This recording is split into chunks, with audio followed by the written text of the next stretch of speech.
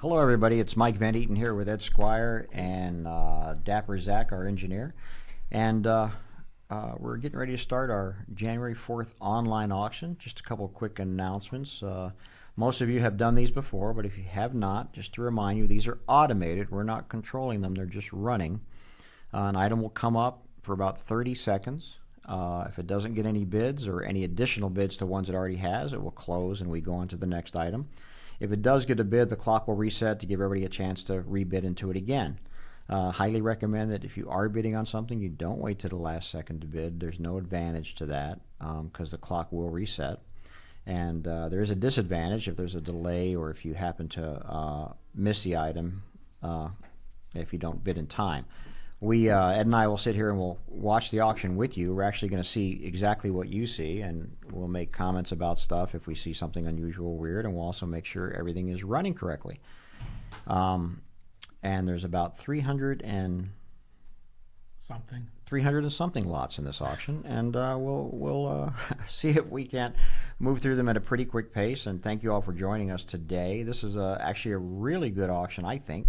And it seems to be getting a lot of positive bidding from everybody. And in just about 10 seconds here, it should start, and we'll get it going. The first lot being the Mini Highlights photo album. Give it one more second. I'm waiting for the clock to hit 11, so we'll get it going from there. And there it is. So here we're going to open this lot, and we'll see how it runs. And there it goes. As you can see, it looks like it gives you about 35 seconds. And it's getting some bids. I like these a lot. They're like little mini postcards, Yeah. But what I love about these is it's a whole history of Disneyland, what the park used to be like, right. and things like that. And this is a good one. It's got those little, the plastic spiral bindings. It's hard to find those complete. Really? Yeah, that's true, because they get ripped out. They're brittle. Yeah, they are. Yeah, they're very much so. Yeah, very much so. Now, see, this is counting down, last 10 seconds here. And if no one bids on it, it will just go on to the next one. And we'll let it do that and make sure everything's operating right. And there it goes. Perfect. So they are operating right. Fantastic.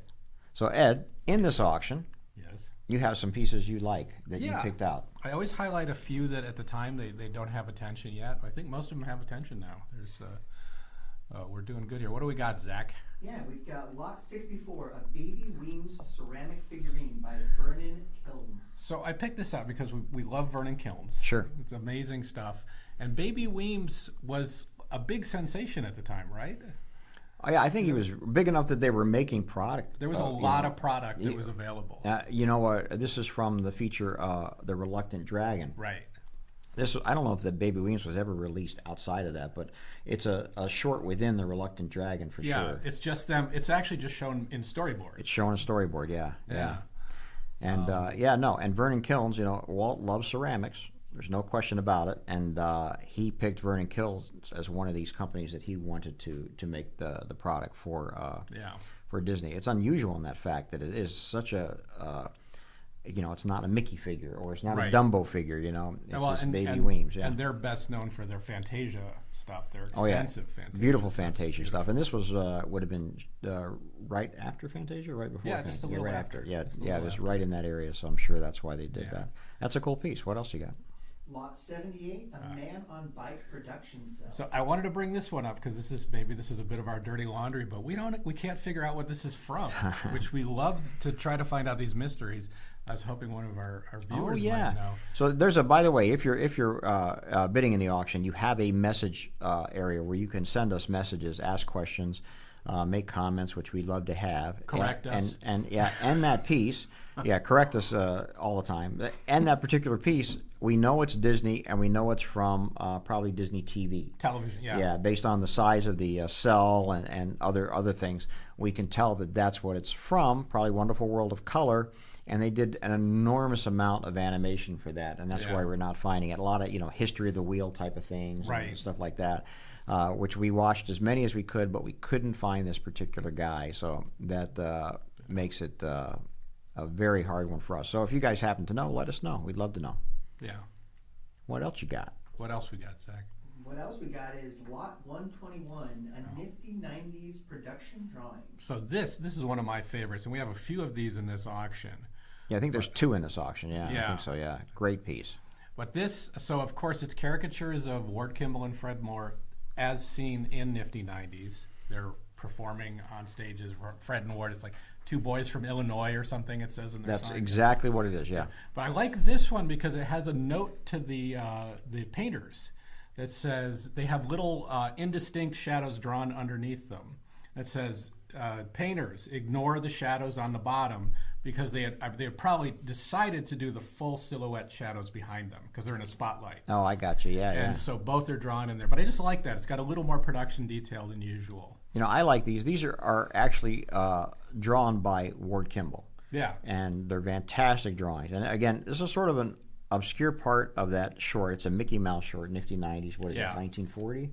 Yeah. I Circa right around there. Thereabout, And at that time, you had all the great animators working there, and Ward Kimball being just an amazing animator, and Fred Moore being his close friend and another amazing animator. And one of the earliest of Fred's new Mickey Mouse design. Yes, would be Nifty 90s. That's correct. And so Ward drew this whole scene, and he put himself and his friend Fred Moore into it, which I think is just fantastic. You know, it's a real piece for Disney animation enthusiasts. You kind of get three levels of geeky joy. No, I think they're great. I actually have a couple in my own collection, so I think these are really fun drawings. And again, getting a Ward Kimball drawing alone is worthwhile. I think. Yeah. So that's very, very cool.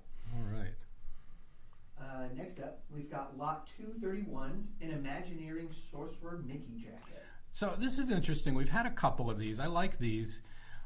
These predate the Disney Store, and they feature the Sorcerer Mickey that was on the cover of the Fantasia book in the 80s. It's a specific type of drawing. And yeah, we tracked them to the studio at the time. Really? So it's a studio jacket, Yeah. not something that was sold in stores. No, which is they great. didn't have merchandise like this out in stores at that time. And we've seen them in both this kind of, what would you call that, maroon color or crimson? And blue, which fit Imagineering. So I always like to see those. No, it's a nice jacket, and these I guess we can call it a cast member jacket, really. Yeah. Yeah, they're pretty cool, and I think this auction has a lot of great cast member stuff in it with the costumes and things like that. Well, the next one is a costume piece that I was sorely tempted to bid on. Really? The next highlight here. What do we got, Zach? Next up, we've got Lot 259, a Pirates of the Caribbean cast member socks. Yeah, pair of socks. A pair of socks. I love them. We've all seen them. I'm wearing my pair now, so I think that's You what. You can't help when they say how many, and you say 4 or whatever. Yeah. You can't help but notice the striped socks. No, I think these are great, and this is something honestly you could wear to Disneyland and nobody would know. No, I'm serious. And then you could actually flash them to the guys on the ride and say, "Look, I got your socks." Yeah. But no, those are. I'm telling you, that's bounding at the. I like that. Point, I like that. That sounds vaguely threatening. I got your socks. Hey, or just go. Hey, we're wearing the same socks. That's so weird. We called each other when we got dressed this morning. Yeah, and they're comfortable. I can say, I'm just letting you know up front. They're used, but they're comfortable. So I know we got it. It's a joke, but as an aside, the costumes have to be designed to be comfortable because people are working in them for all day long shifts. All day long. So, yeah. No, there's no doubt about it. And these days, because you can't really wear a costume in Disneyland, right? Right. You can bound, which is like wearing colors and things that are similar. You can certainly wear striped socks. You could wear the striped socks, and by them show your love for Pirates of the Caribbean. I actually, I may, as we'll talk in a minute, I may have to do that actually, honestly. Yeah. I mean, I'll have to wash these, but I still wear. And those have been washed, I think, the ones that were. I hope we're offering, just something. Yeah, that's something it. That's good. what we got. That's good. Yeah, and I think there's a lot of great cast member costumes in this auction. Some really unusual ones. A lot from Walt Disney World, but these are this whole auction just great deals on pieces. This is an auction where you need to watch everything and just see what it goes for and say, I can't let that go by because there's a Haunted Mansion jacket in this and.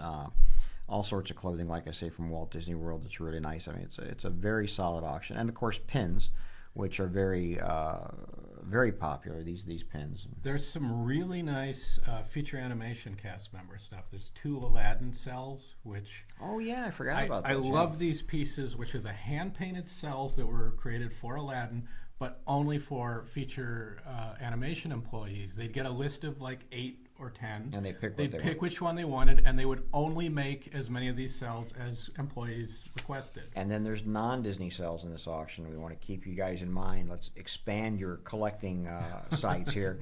Not only non-Disney cells, but also non-Disney items like some signed photographs for TV and things Yeah. like that, which are really cool, which will be coming up. This is a good mixture auction. I really like it, and so I'm happy that we get to put it on this early in the year too. You know, at the beginning of New Year. Yeah. And I can tell you something exciting. All right. Exciting news for me is that this Wednesday I'm going to Disneyland. Oh, wow. And I can say I haven't been to Disneyland in a while. Last time I was there, I think the admission was $2.50. Is it more? Because I haven't bought my ticket yet. It's gone up a bit. I'll be fine probably. Yeah. I think it'll be good. But we're going. I got gifted a guided tour. Oh, nice. Yeah, so I'm going with 9 other people. And we're trying to figure out a lot of stuff, like what rides to go on. And I've been told it's a slow time of year. This is the time of year when they start closing some rides for refurbishment. Right. And the one ride I always want to go on, Haunted Mansion, is going to be closed when I get there. So I'm a little bit bummed about that, especially because I got a guided tour. I don't have to stand in line for the Haunted Mansion, and it's Right. closed. So unfortunately, January is a nice time to go in one way because it's a little lighter attendance, I think. But Right. that's because Haunted Mansion and Small World are both closed because they're taking Small World out. closed too? Well, they're taking out the holiday overlay. Why would they close them at the same time, though? You think, you alternate through. You want them to leave up the Christmas Small World till February? I don't mind. I leave my tree up till March. I mean, it's yeah. No, my it was- lights are still up. I mean, does that matter? And I saw a list. There are quite a few of the big rides are closed. Really?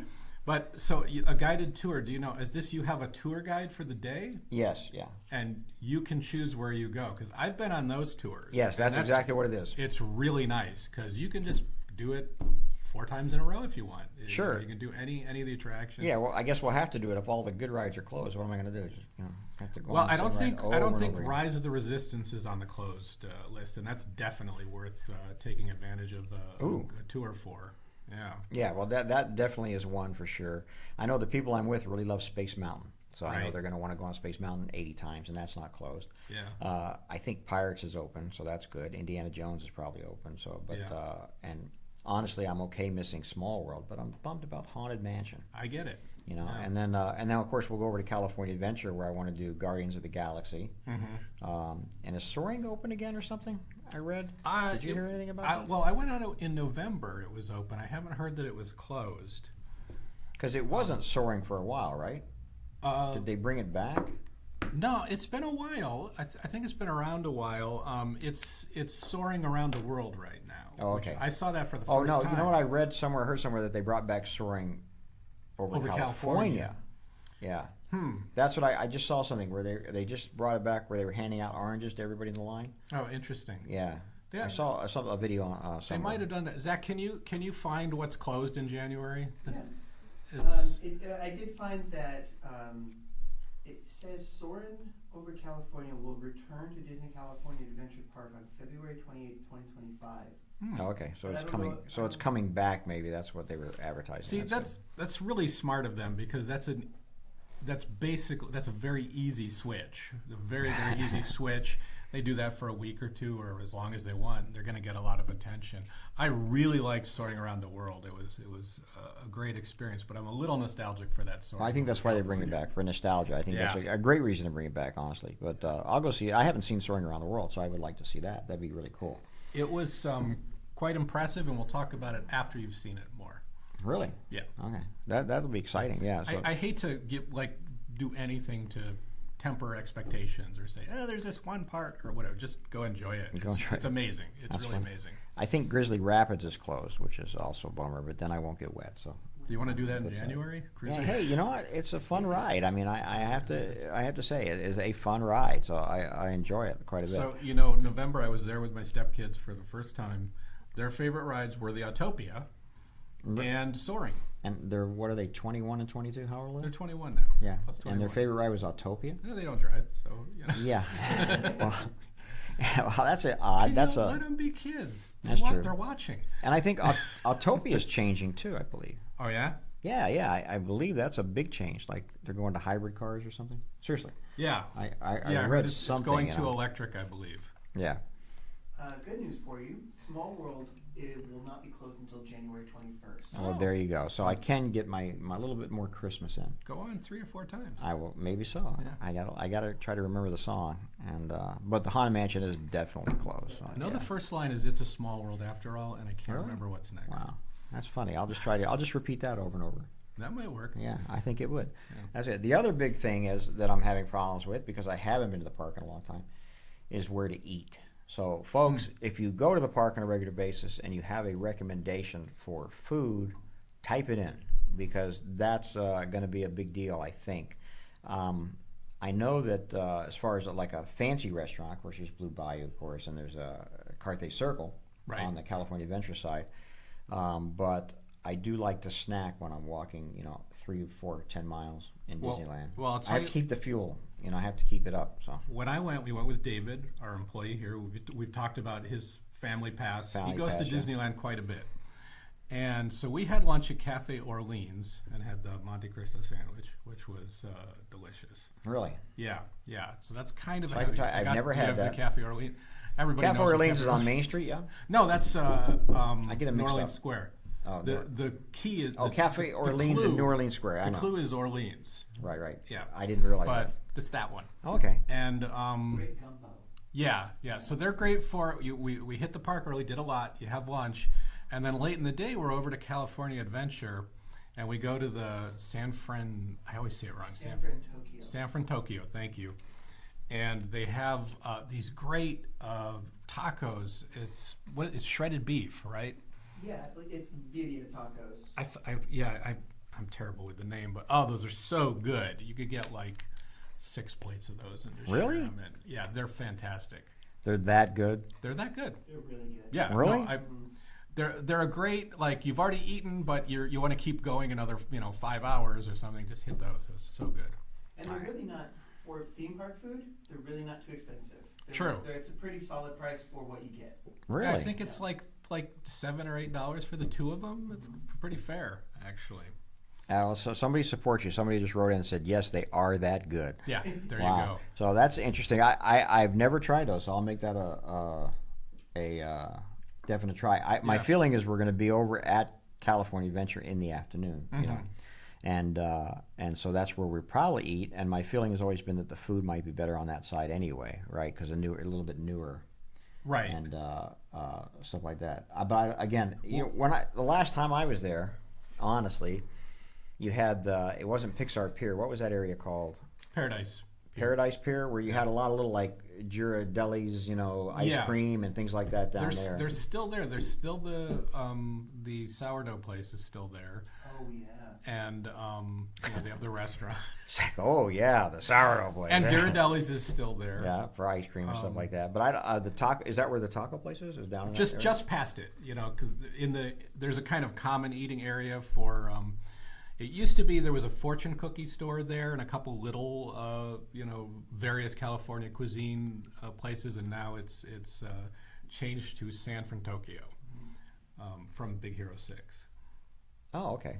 There you go. Got me, and that's why it's Pixar Pier. I get it. All comes together. They themed. Well, it. that's a CGI Disney film, so it's leading to Pixar Pier. Got you. Wow.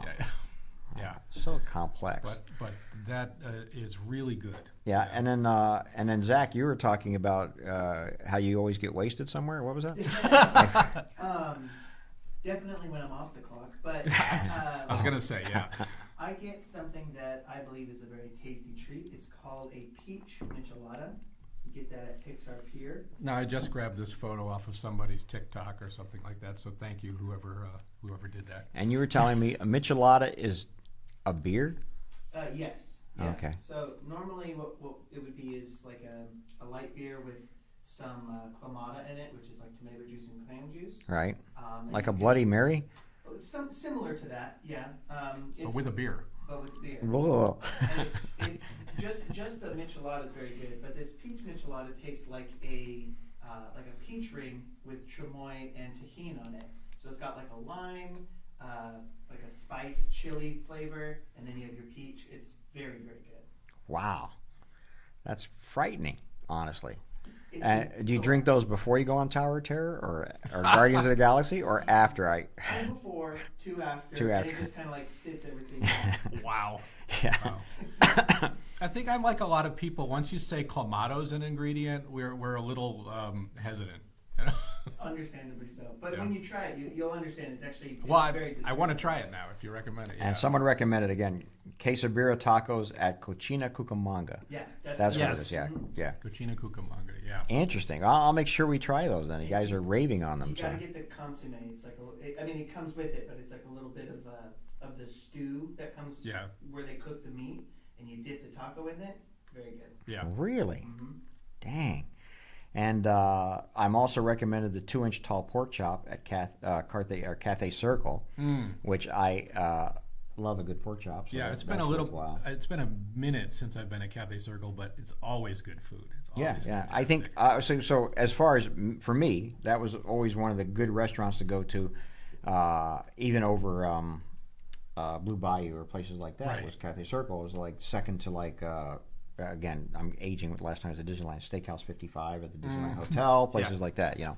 But in the park, staying in the park, you Yeah. know, that was one of the better restaurants to eat at. Now, the Hungry Bear restaurant's had a complete makeover, and I'll just say, because it's been made over, the last time I went there before that, it was terrible. Really? It was very disappointing. Oh, man. Yeah. So I'd be curious to give it a second chance. But Do they still sell McDonald's French fries?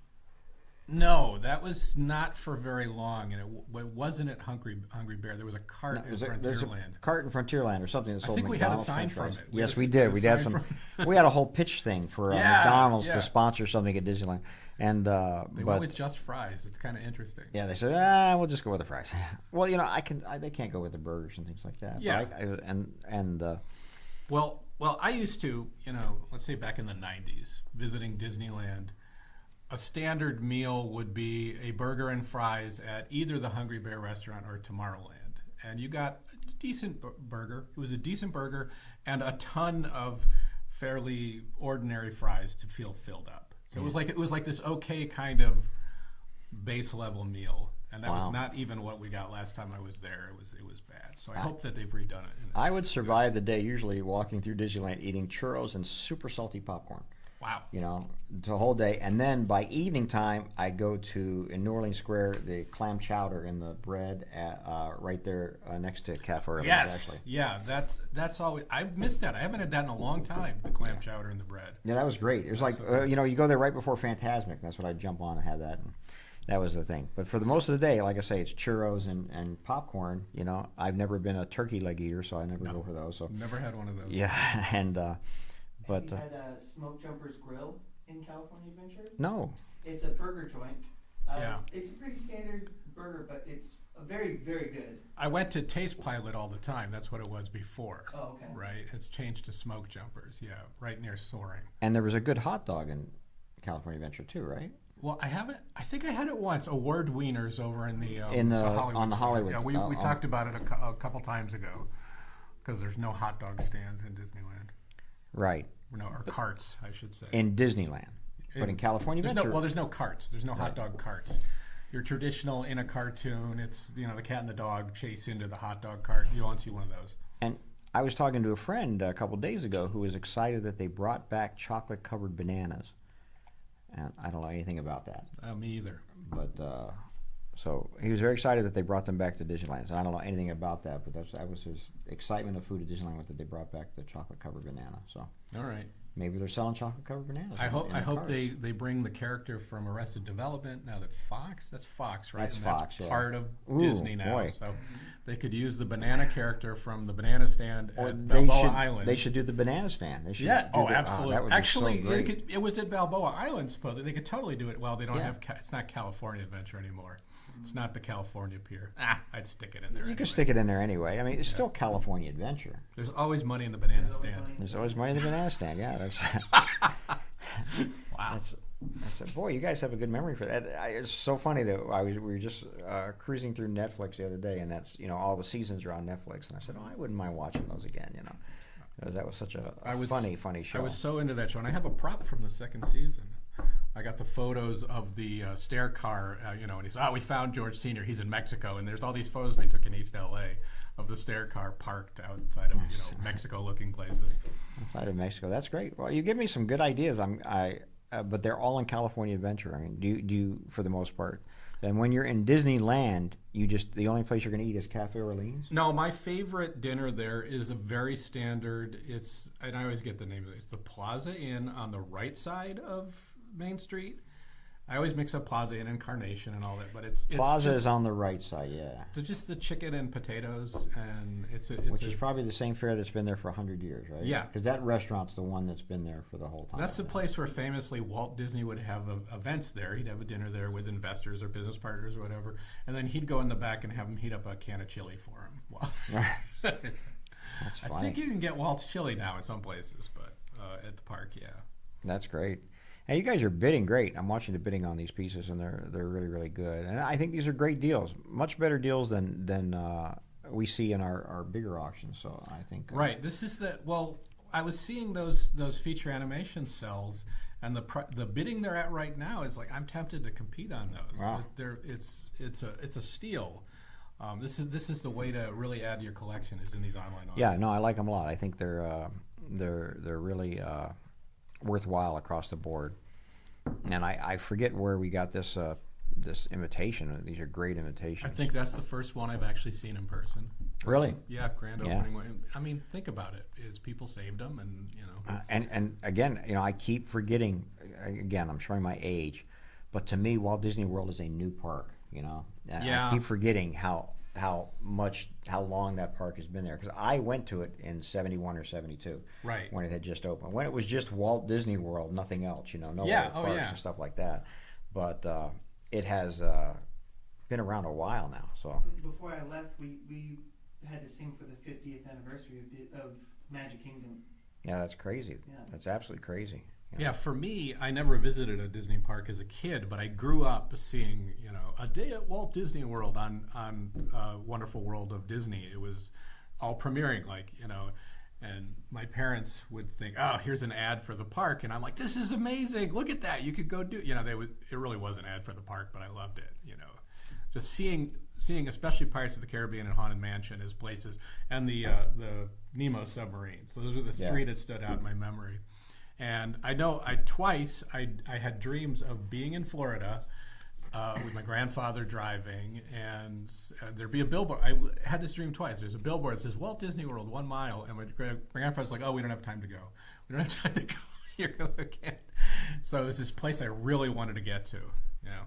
Yeah, I was lucky enough. I was living on the East Coast at the time, so when it opened, a bunch of us went down there and checked it out. It was pretty incredible. And I had been to Disneyland several times before that, so as a kid, so that was quite a treat. And unfortunately, I wish I could get back there more. Honestly, now that particular park is so big and has so many different theme parks to it. And then as we were talking earlier, it also has Universal down there, which is absolutely, I'm not anti-Disney at all, but absolutely an incredible park. I mean, and that wasn't they've turned that into an incredible park, and it's becoming even more incredible, I think, this spring with their add-ons and such. And what's it called? Epic Universe. Epic Universe. Universal Epic Universe, big epic. I'm not a fan of the name Universal Epic Universe. It's kind of weird, but recursive. But but still, they know better than me. I mean, just amazing, and such a totally immersive Harry Potter adventure down there. I was saying I have a friend who's going there this week, who's never been down there, who loves the park up here, just loves it. Oh, so they're gonna. And I said, that. "Oh my God!" I said, "You're gonna get down there, and it's gonna change how you feel about this park over here, because it's so much bigger and so much more immersive down there." Yeah, that's it. And I think that's what Disney World is also. I mean, honestly, from over here, even though we have 2 parks now and they're looking at a third, here, you go down to Disney World and you're just immersed in everything. They've really done a great job down there of creating those worlds. So. Yeah. Well, what did Tony Baxter say? That Disneyland is charming and Disney World is amazing? Spectacular. Spectacular, that's what it is. Yeah, when they're designing attractions for them. Disneyland, we all know that Walt got the land that he could and built the park in that space, and he always regretted having more. He didn't like the little cheap motels that sprung up around. All around it. Walt Disney World, they got the space to expand, they still have it. Harry Potter, in the same way at Universal Hollywood, it is literally stuck into the space that they could work out in between this nearly 80-year-old studio and the theme park and fit it in there. But in Florida, don't you take the train to? Yeah, I don't know how far the train really takes you. Right. That's the trick. But there's an right? actual train that moves to. Yeah, it moves to it, and it's a whole adventure by itself. That's Right. part of the immersion, going from Diagon Alley or to Hogsworth or vice versa. It's you're immersed in this whole world. Right. Like, and when you say here at Universal, it's sort of like shoehorned into this area where. Yeah. If you turn to the right, all of a sudden you're in Mario Land or something, and you're not really immersed as much as you can be. The model, the Hogwarts is beautiful. The scale of it, it's huge, but it's a great forced perspective piece. But you really are. I mean, the train is parked there, and they have a photo op of sitting inside a train car that's to the side of the train. Even you're not even really in what you're looking at is the train. But they did what they could. The restaurant there is really great. It's good food. It's got Three Brooms, I think it's called. Great food, and it's a great space inside. It feels like the world, and they kind of created that Hogsmeade, right? That's the town. Yeah. It's a feeling of like being in that town. They did really well for the space they had. But I'd love to see Florida. Yeah, I think it's incredible, and I think it. I don't want to say it's just of any park. That's what can rival Disneyland, I think, as far as adventure and immersion and things like that. It's that good, So, and state of the art, it's just amazing. These pieces that are up right now, very unusual. I've never seen these. I wanted to say I've never seen those, and I love the Mickey Mouse sample credit card. Yeah, I mean, but a credit card. I mean, isn't that just crazy? I didn't know that they actually did this. I've never seen these before. I'm guessing it was through the credit union, the studios. Well, the way it's reading is just good in the park. Right. So the way I'm reading the thing. So it might kind of be like how if you have a hotel room key and you could say charge it to my room. Mm-hmm. It might just sort of work that way. It may have been something really short-lived that they tried out. Because last time I was down at Disney World, you were able to do that, charge everything to your room, not even have to carry it with you, which is a really smart idea. Right. So you didn't have to carry bags through the park. You would just it would be waiting in your hotel room when you were done. Nice. But the trick is you didn't realize how much stuff you were actually buying, right? Because you weren't carrying it with you. So you get back to the hotel room, you go, oh, I spent some money, because you have all these bags, and you realize you couldn't fit them into the monorail. Monorail. You the couldn't fit them in your suitcase. It was amazing. Yeah. Somebody wrote, this is really interesting, that a friend of theirs was given one of those credit cards as compensation for an injury on the Matterhorn. Wow. In lieu of suing them, right? So I That's guess he had a very card that he interesting. could use around the park for anything he wanted, right? With a credit on it. Yeah. That's pretty funny. That's interesting. Either way it works. If they said go nuts for the next month, or it's for 5 years, or whatever, I don't know. That could be why they cut the card out. They said, okay, he's spent enough. Let's end these cards now. That's great. That's very interesting stuff. Very unusual pieces. Very, very rare and unusual pieces. Coming up, these guys, these 9 Old Men books. This is, by the way, a great deal at any price. They're fantastic books. They're out of print. I have this set. I went looking for these, like in used bookstores and stuff, and they're enormously expensive. Just crazy, crazy hard to find. So I think these are really good deals. And a great set of books. Really, any collection. I think, especially if you collect animation, these is a great set of books to have, and they're very simple, but they're really well made and really fun. And well, and it helps with, like, I couldn't tell you off the top of my head who John Lounsbury was a key animator on and stuff, and it's great to have these samples and compare. I think let's just say, as a novice getting into Disney animation, Mark Davis and Ward Kimball stand out a little bit, their styles. Sure. And also, I think whoever lived the longest was promoted the most through the studio. Mark Davis, Frank and Ollie, guys like that. So we sort of know them. We know them better. And but some of the other guys who died early, we don't. And they were big contributors to Disney. And so it's great to have something like this to see. And the pieces coming up after this, I got to talk about. When I they love come that. up, too. Yeah, I'm glad So, you're. yeah. No, I see them coming up, and I'm thinking, hey, these are pretty cool, because you mentioned something about them. Yeah. But we'll let these run because they are getting bids, and we appreciate that. And I say again, it's a great set. This is an unopened set too. Right. Never been taken out, so it's mint perfect.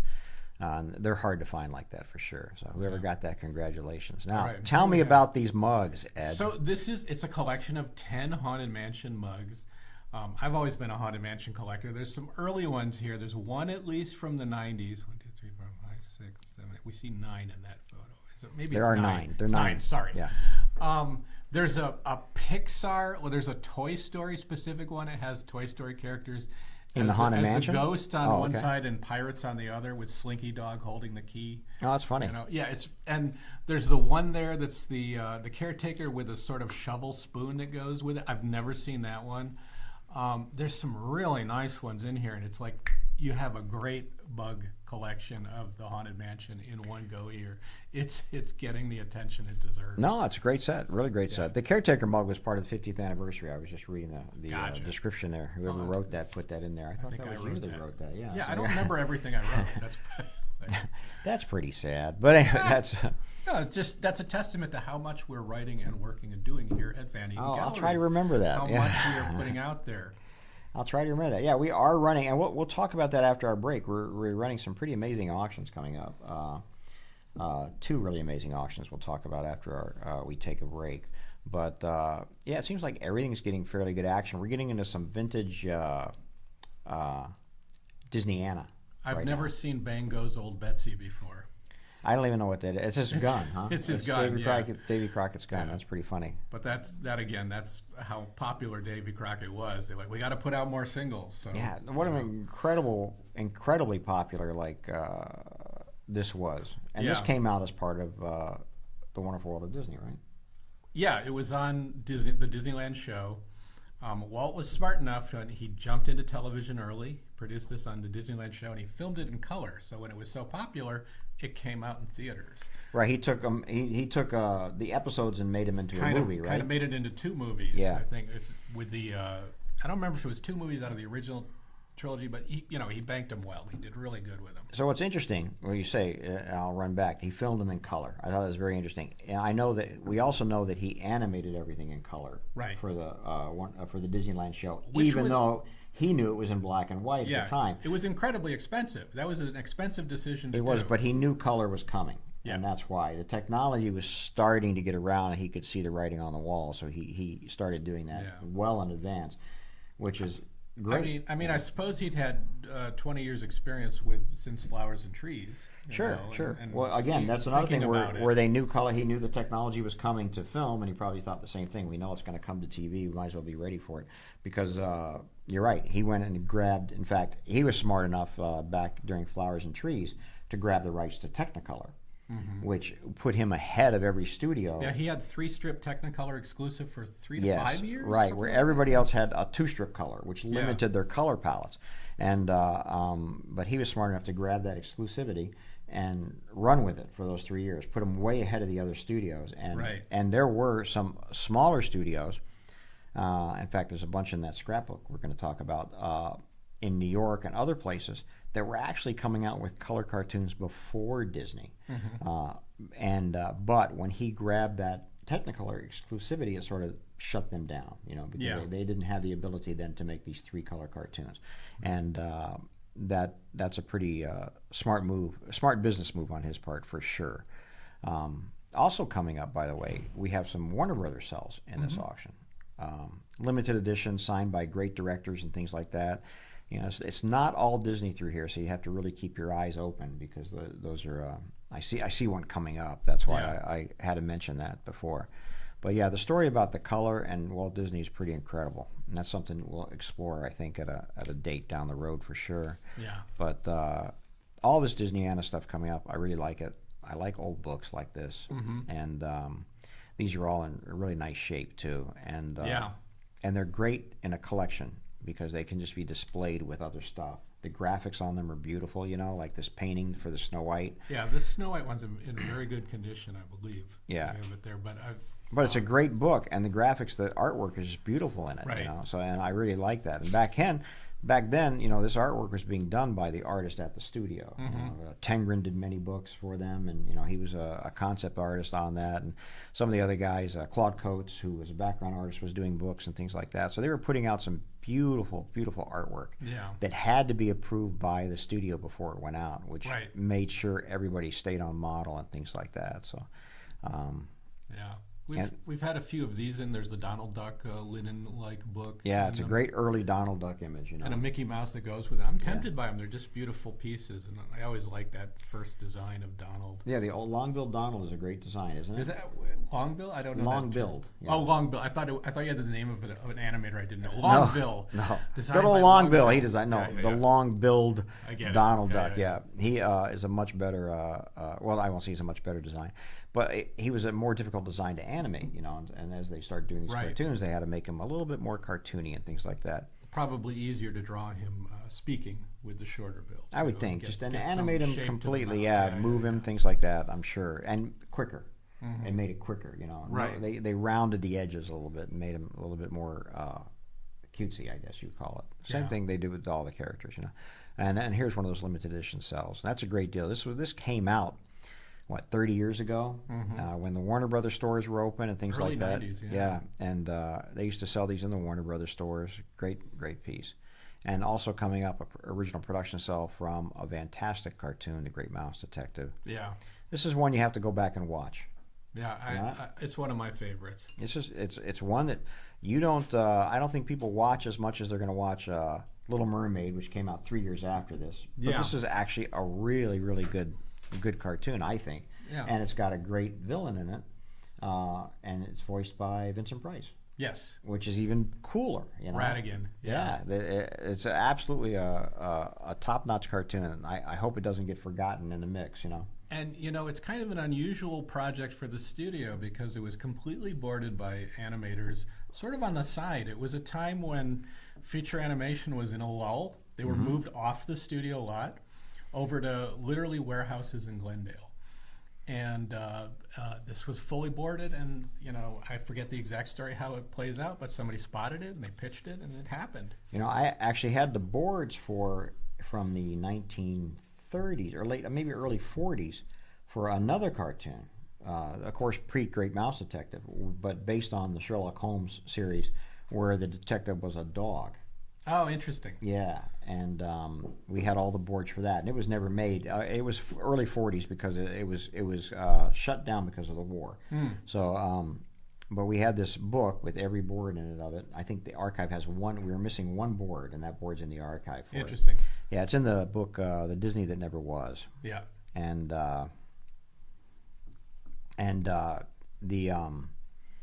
interesting. Somebody just asked if we know about any of the Carlo Color Comics, color cartoons, survived for viewing today.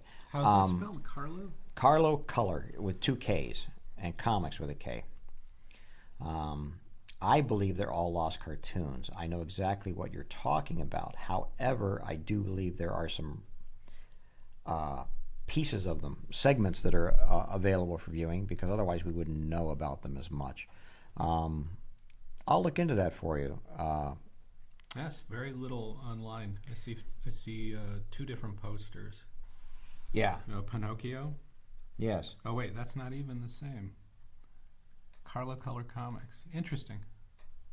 That's it right there. Yeah, I think, you know what, if you want to email me through our gallery email, just say attention Mike Van Eaton, I can get you more information on them, because I believe I have seen remnants of those cartoons somewhere. It's gonna jog my memory because it's been a while, but those are very, very obscure, unknown cartoons. So yeah, happy to help. Just email me here at the gallery, and I'm happy to help.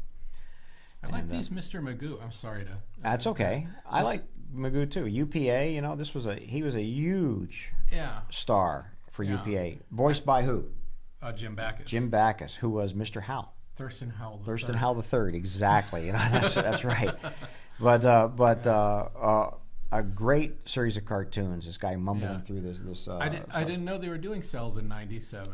Well, you know, Oh, 35th anniversary. yeah, it was 30th anniversary, and there was also a book released about the art of Mr. Magoo, and these sort of coincide with the book, and also, and it still is a great cartoon, Magoo's Christmas Carol, which is out. One of these is first yeah. Christmas special. Still being aired, and a great part of that thing. Now, do you know the Disney connection to Mr. Magoo? No, Live action film with Leslie Nielsen. was it a Disney film? Yep. Quickly forgotten. Done. That's my Mr. Magoo. Do you know who the voice do you know of? the film? Yeah. Do you know who the voice of Witch Hazel in this cell is? Isn't it June Foray? June Foray, yes. Yeah, The great June Foray, who I love also this cartoon as a who kid. also was one of the mermaids in Peter Pan. Yes. You know, things like that. And She the was- live model too. She live modeled that mermaid. for the Peter Pan. Yeah. Yeah, she was a great voiceover artist who was just tons and tons of different. Do you know her last voice for Disney? Yeah, I do. Yeah, you do. Oh, she was Rocky the Squirrel too. You know, Not for Disney. no, not for what she could have been She could have been. because That's they true. did that Bullwinkle movie. No, that was Universal. Universal, that's right. Yeah, yeah, yeah. No, they did one. Disney did one too. No. Yes, they did. Sherman and Peabody, maybe. No. Yeah, I swear they did. Look up Disney Bullwinkle, see what comes up. Grandmother Fa in Mulan. Oh, really? Yeah. Oh, that's good. Yeah. Maybe Disney did George of the Jungle. Yes. That's what I'm Disney thinking. did of. George of the George Jungle. of the Jungle. Yes. That is exactly what I'm thinking. It was okay. It was Brendan Fraser. It was right when he was really hot, and it was just kind of the right time for a live action film. I remember that being fun. I do remember that being pretty good too. Yeah. Well, listen, this auction seems to be running smoothly. You're at lot number 47. We're doing looks like about a lot a minute here, which is good. And we're going to take a lunch break, but you guys don't take a lunch break. You just keep on bidding. Those Aladdin cells are coming right up. Oh, they are coming up. Yeah. Yeah. Here we'll wait for them to come up. All right. We'll see how they're going. Yeah, you like these cells. I really do. I'm going to purchase one of these feature animation cells for probably Aladdin. I got to watch for them. They don't come up. They're not impossible to find, but they're not really common. I'd say. Do you know? What was I going to ask you just now? So of course you know the movie. Did you see the play? At California Adventure, I saw the play, not the full one. Oh no, not the full one. Yeah, I Yeah. forgot that was a California Adventure for a while. I saw it like 48 times at California Adventure. It was always a lot of fun. You saw the play 48 times at California Adventure. Easily. That might be excessive. I don't know. I mean, I'm just saying. I think that's a lot of times to see anything. It is, yeah. I don't know. Yeah, I don't know. I mean, I had a silver pass at the time. I went to Disneyland at least a couple times a month, and I usually saw Aladdin. So I might be a little exaggerating. You could probably sing the entire thing from beginning to end. Oh, I could sing it from the movie. Yeah. You could probably do the whole play word for word, man. That's pretty amazing. Don't dare me. You'll I'm not going regret to it. dare you. I already regret it. So I'm regretting even talking about it. This But that's is an unusual piece. This is from a fan convention, like a Walt Disney Centennial, from the Disney and a Fun Fair event in Anaheim, and it's got a lot of non-Disney characters on it. Have you seen this? No, I see. It says it has Warner Brothers, Bob Clampett, Matt Groening. It's a limited edition print, and it had something to do, I think, with artists that were attending this event. I think Space Ghost is on there. Well, that's odd. I wonder how they, not to Yeah. point it, but how would they even get this licensed? So this must be, It shouldn't be attributed to Disney in the parentheses. That's a mistake. right. But I see that, but it's a Disneyana Fun Fair that it was at. Yeah. But how could they do this and get away with it? Because a lot of these studios would say, no, we don't want to share that page with these other people. Just like when they made Who Framed Roger Rabbit. Yeah, They yeah. had a. But just from experience, the way they get away with it is they don't tell anybody before they put them on a table at the convention. That's true. And they just let them sell, and if nobody notices, that's it, right? Yeah. So it's an unusual piece, an interesting one. I've actually never seen it before, so that's pretty cool. I'm sure they only made a certain amount, and they only sold a certain amount at those Disneyana Fun Fair, which were not big events. Actually, in 2000, they were fairly big events, but not. Right. By that time, Disneyana conventions came around, and they were taking all the attraction. The before D23 kind of thing. Yeah, I guess I'm not familiar with the Fun Fair. And just a small group of collectors that would get together and have booths and things like that, where you could see different kind of things. I like stuff like that. That reminds me of the first comic book conventions I went to on the East Exactly Coast, what they were. Yeah, it's exactly what they were, and they still have a few of them. I'm not sure what they're called now, but they do have them In Anaheim. They do in Anaheim, still, yeah, at one of the hotels outside of Disney. They'll still have that going. So it's So here's our cell. I mean, these are just beautiful pieces, and you'll see this. So for Aladdin here, they did limited editions of 500. Right. It looks like in later ones, like we had one from Lilo and Stitch, and where they only it made says, as many as were this ordered. this was made in an edition of 113. Yes. Because that's how many employees ordered it, and that's it. Yeah, I think these were also sold outside too. I think that's why they had these bigger Oh, editions. art editions is different, a little different from the feature animation ones Yeah, that I'm talking about. yeah, but they're definitely But still, they're beautiful, and to me, there's something about them being actual hand painted cells from a film that was not hand painted at all. cells. Yeah, here's the big deal about this stuff is that there's no really original artwork because they Right. they made hand painted backgrounds. Yeah. And they sold those backgrounds in auction, and they would create hand-painted cells for it, but there were no real hand-painted cells from the movie. Right. There were drawings. They would scan the drawings and paint on a computer at that time. They were still Yeah. keeping the 2D animation look because it hadn't really gotten to a point where they could do the 3D animation we're all familiar with right now. But they were progressing, so it's part of the evolution, and so there are no production cells from this. And so these limiteds became a little bit the only way to get something from the film for the most part, unless you wanted to spend tens of thousands to get a background on it. Yeah, we've seen those auction catalogs where they'd create one cell for each background that they were selling. And those went for crazy money. Yeah. They'd sell maybe 700 out of 900 backgrounds from the film, and that was it. Yeah, that was an amazing. Those auctions were absolutely incredible. We've had some of those.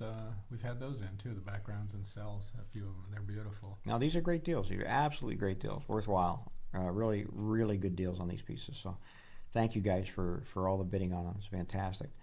And again, we'll let this one run out. We'll take a lunch break. You guys eat while you bid, and we'll be back in about 35, 40 minutes. And we're going to talk about some auctions we have upcoming and some events coming up. And that's it. We'll talk to you very soon.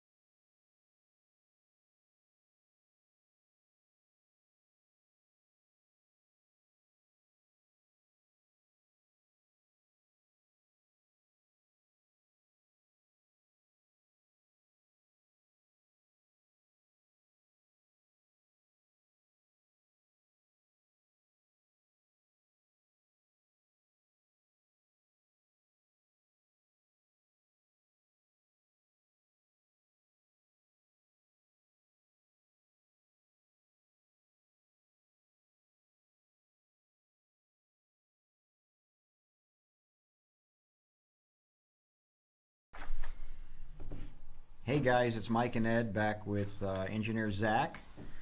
Yeah, thanks for all the bidding. We're moving through the auction pretty quickly, and that's great. We're in the pin section now, something I know nothing about. But You wear them, like right here. oh, is that what they're? That's it. I never knew. Yeah. I never knew.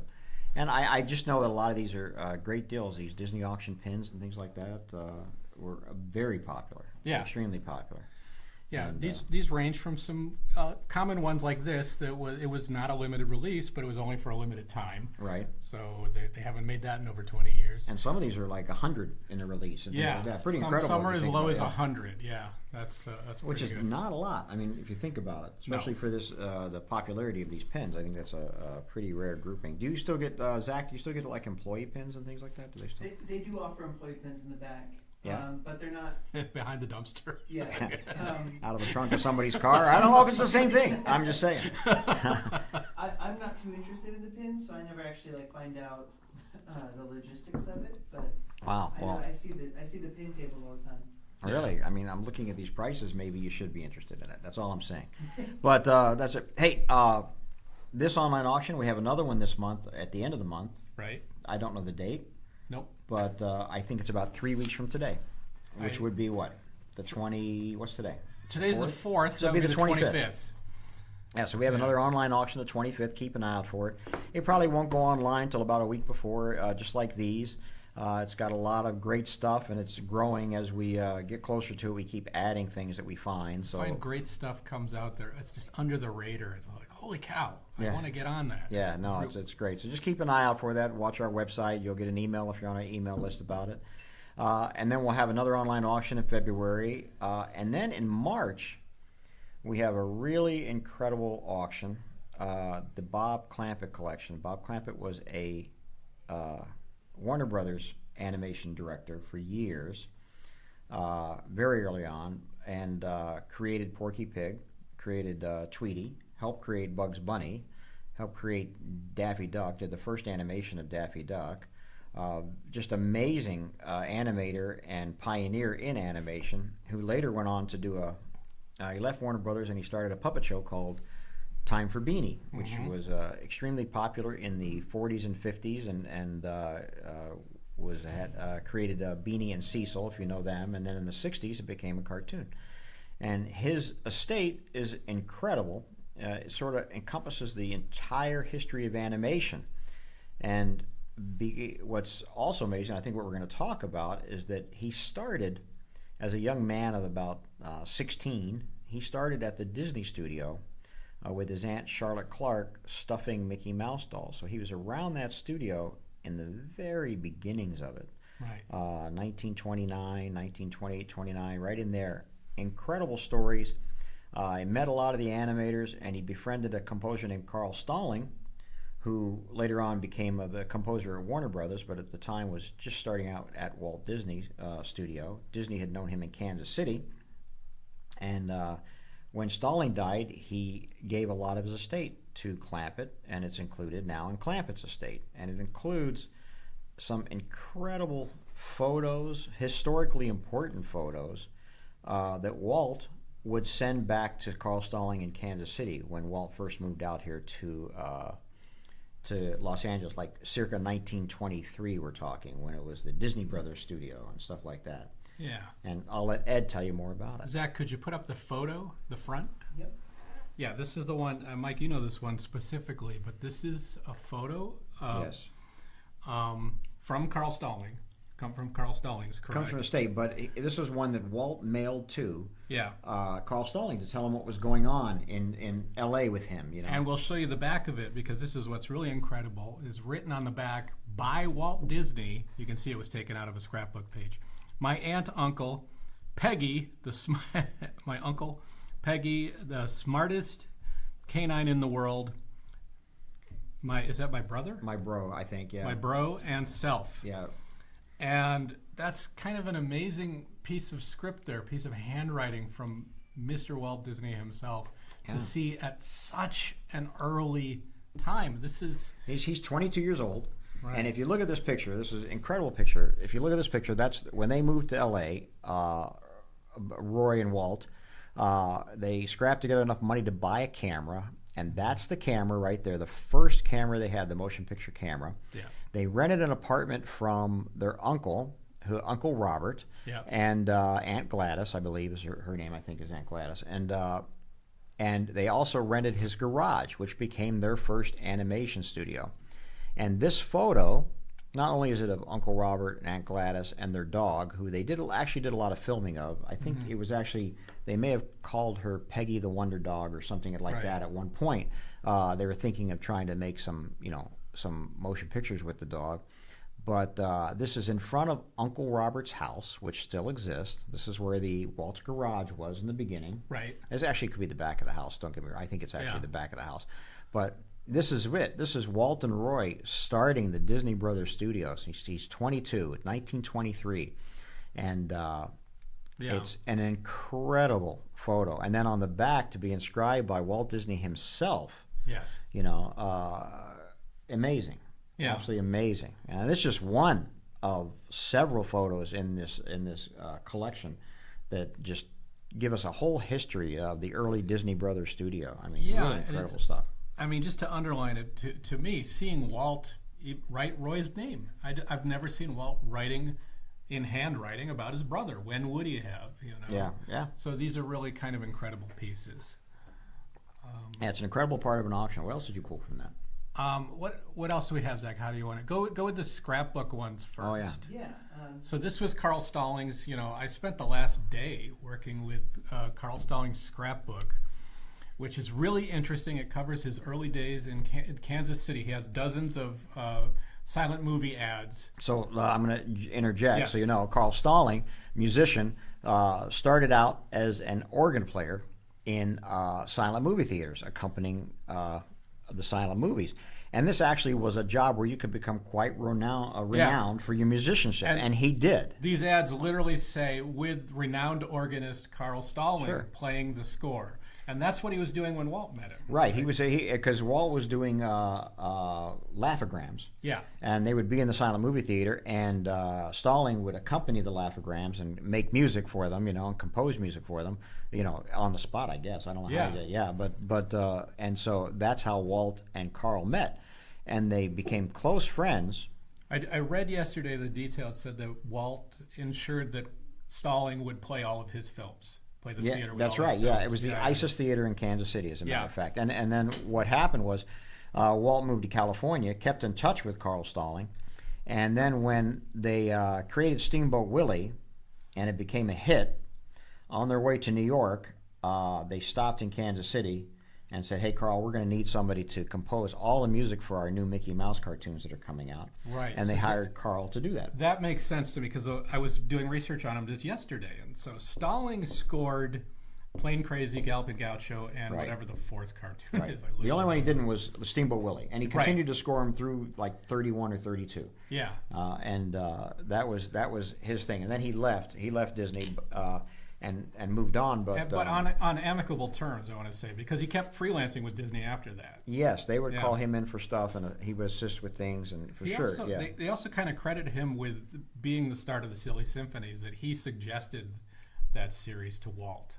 That very well makes could be. sense. And he scored Skeleton Dance. It of certainly course. came out of a conversation between them. But anyway, so we have this scrapbook of Stallings that starts in the late teens.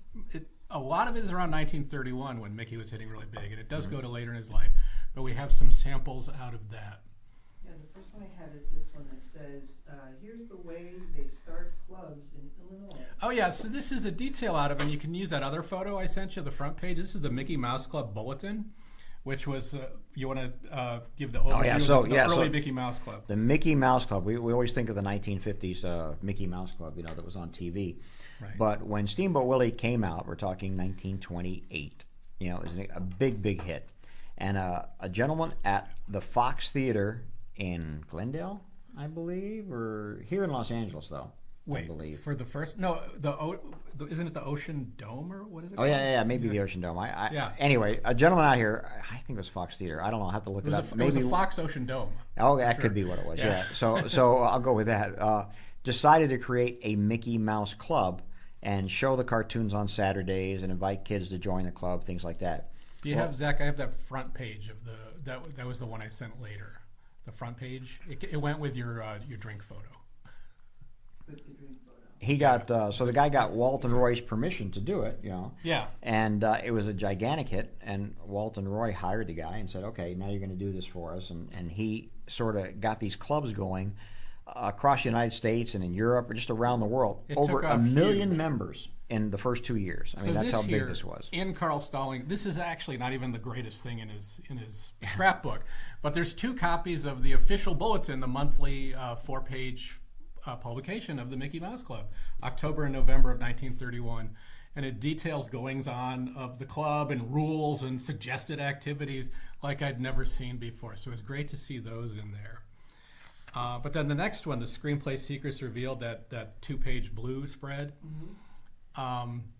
This we've read about, and this deals with Clampett too. This is the article in Screenplay Secrets magazine that is attributed with sparking the interest in the Charlotte Clark doll to the public. That's correct. This has the image of Walt surrounded by the dolls, and it was seen in this magazine and then in newspapers, and that's people going, "Hey, where do we get this doll?" Where do we get the doll? Yeah, and this had been something that Clark had sewn up. She actually got her nephew Bob to go watch Steamboat Willie several times and draw a pattern for her, and then she sewed the doll up. Then Bob Clampett and his father, actually, or his uncle, went to the studio, knocked on the door, and said, "Hey, look what we have." Walt and Roy loved it and had been looking for someone who could make this doll on model, and said, "Yeah, we'll buy every one that you can make."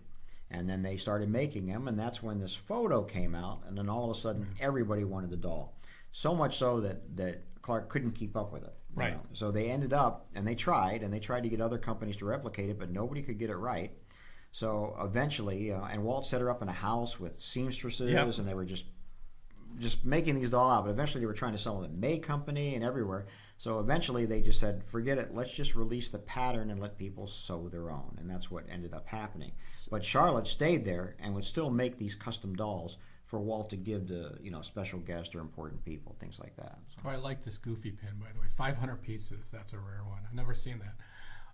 There's a Wicked Witch one like that too. I don't know if it's come cool. up or not or yet, but But anyways, yeah, I'd been searching for a copy of this Screenplay Secrets magazine since reading about that, and seeing it in the scrapbook here is the first time I've that's seen the funny. actual article. That's funny. So that, and then I clipped. He followed the rise of Mickey's popularity and even sound and animation in movies. Well, you have to remember he left when Ub Iwerks left. In fact, he went with Ub Iwerks to Iwerks Studio. Right. And then from there, he was doing freelancing. I think he was still helping at Disney. He was doing freelancing in New York for a gentleman named Ted Eschbaugh, who was creating the first color cartoons. And then he got hired by Harmonizing and Warner Brothers to work on their cartoons, and that's where he ended up staying for the rest of his career, pretty much. But yeah, he was quite prolific. Yeah.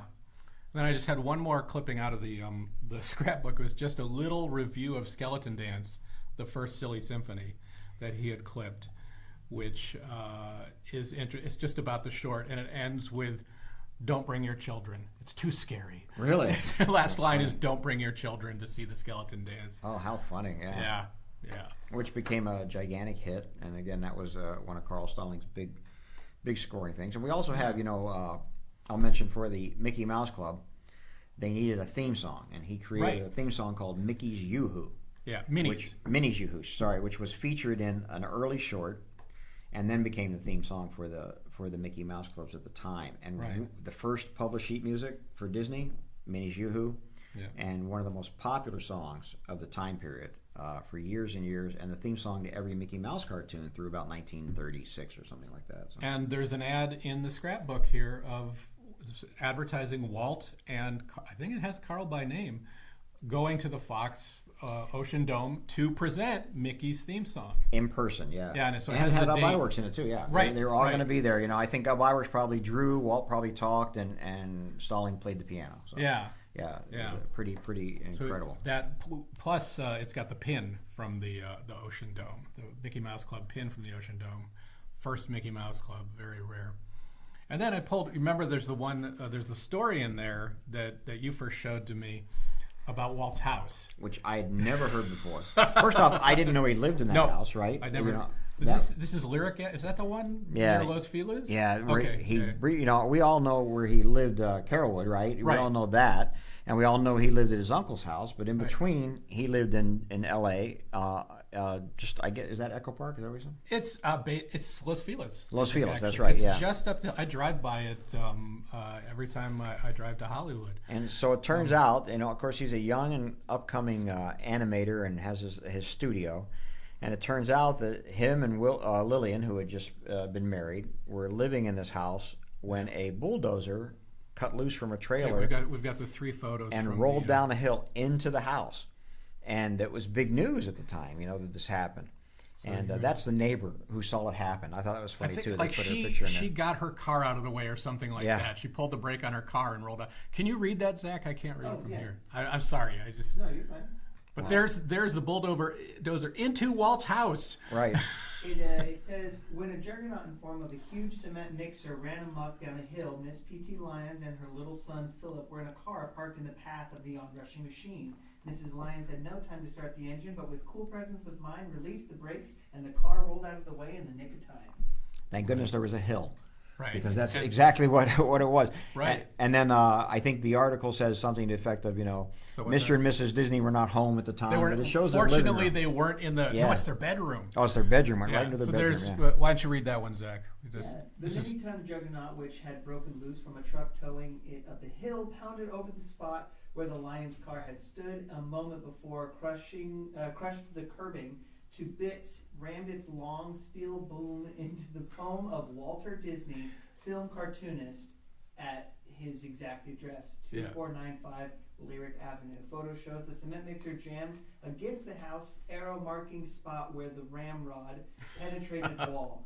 Viewed from without it, seems to have done a little bit of damage. Yeah. But and then there's one more photo from inside. Yeah. Youch. Yep. Right into Walt's bedroom. Pretty crazy, huh? Yeah. Yeah. So it's a little trivial piece of history, but who knew? I'd surely didn't. never heard that. I knew about the house. Now this is the house where the famous Walt with Mickey shadow photo was taken. Oh, really? And it was still their house. It's the house they moved to Carrollwood to Holmby Hills from. Oh, okay. I didn't know that photo. I thought that photo was taken at the studio. No, that was at this house. Really? Yeah. Wow. Yeah. That's very interesting. I think. Pretty incredible stuff. Did you pull anything else out of there? That's everything we got out of the scrapbook. Yeah.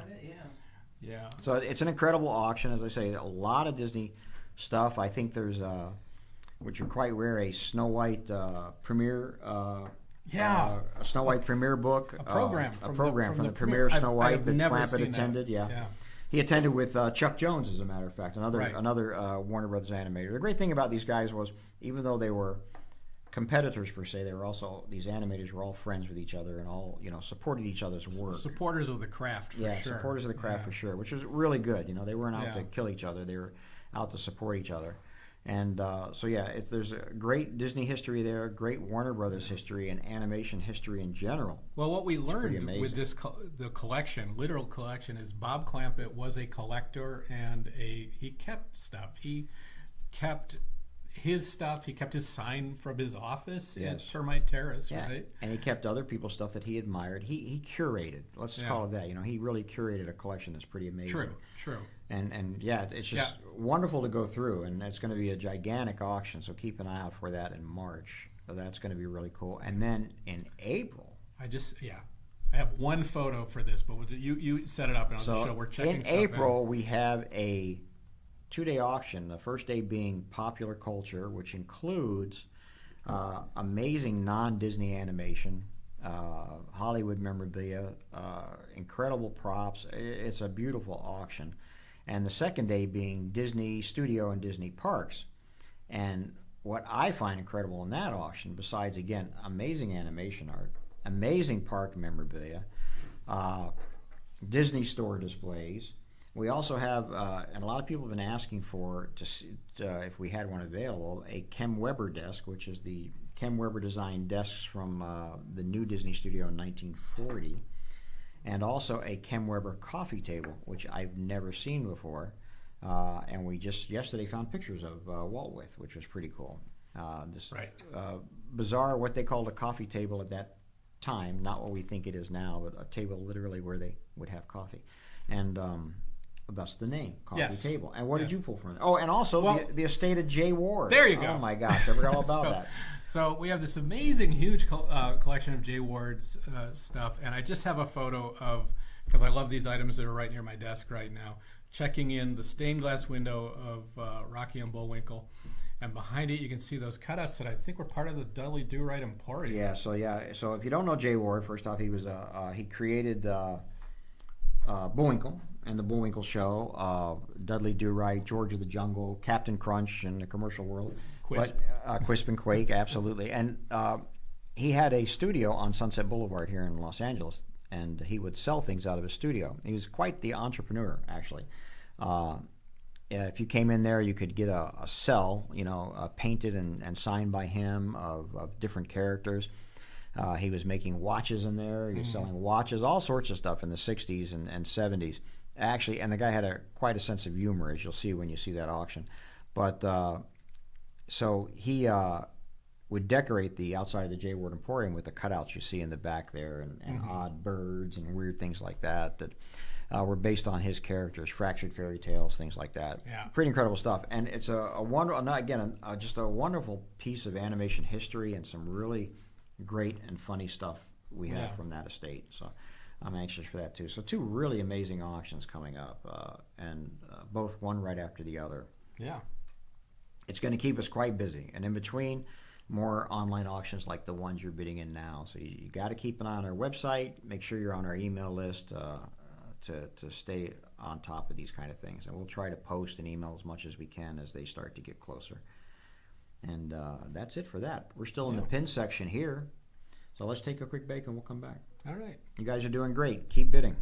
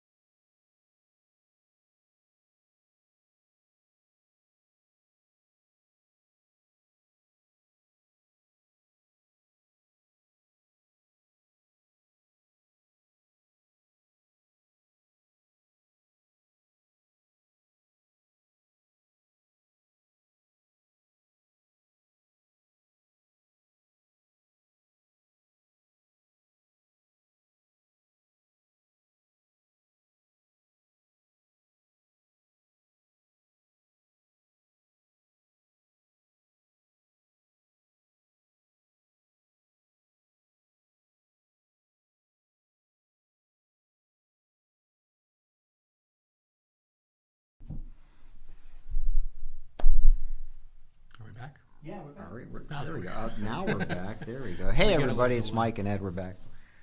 And we brought along Engineer Zach, too. So there you go. This was another piece I've never seen before. This 1940 retrospective is kind of interesting to think of a retrospective that early. Yeah, absolutely. And you know what kills me about this kind of stuff is this probably, I think this traveled, or this was at LA County Museum, right?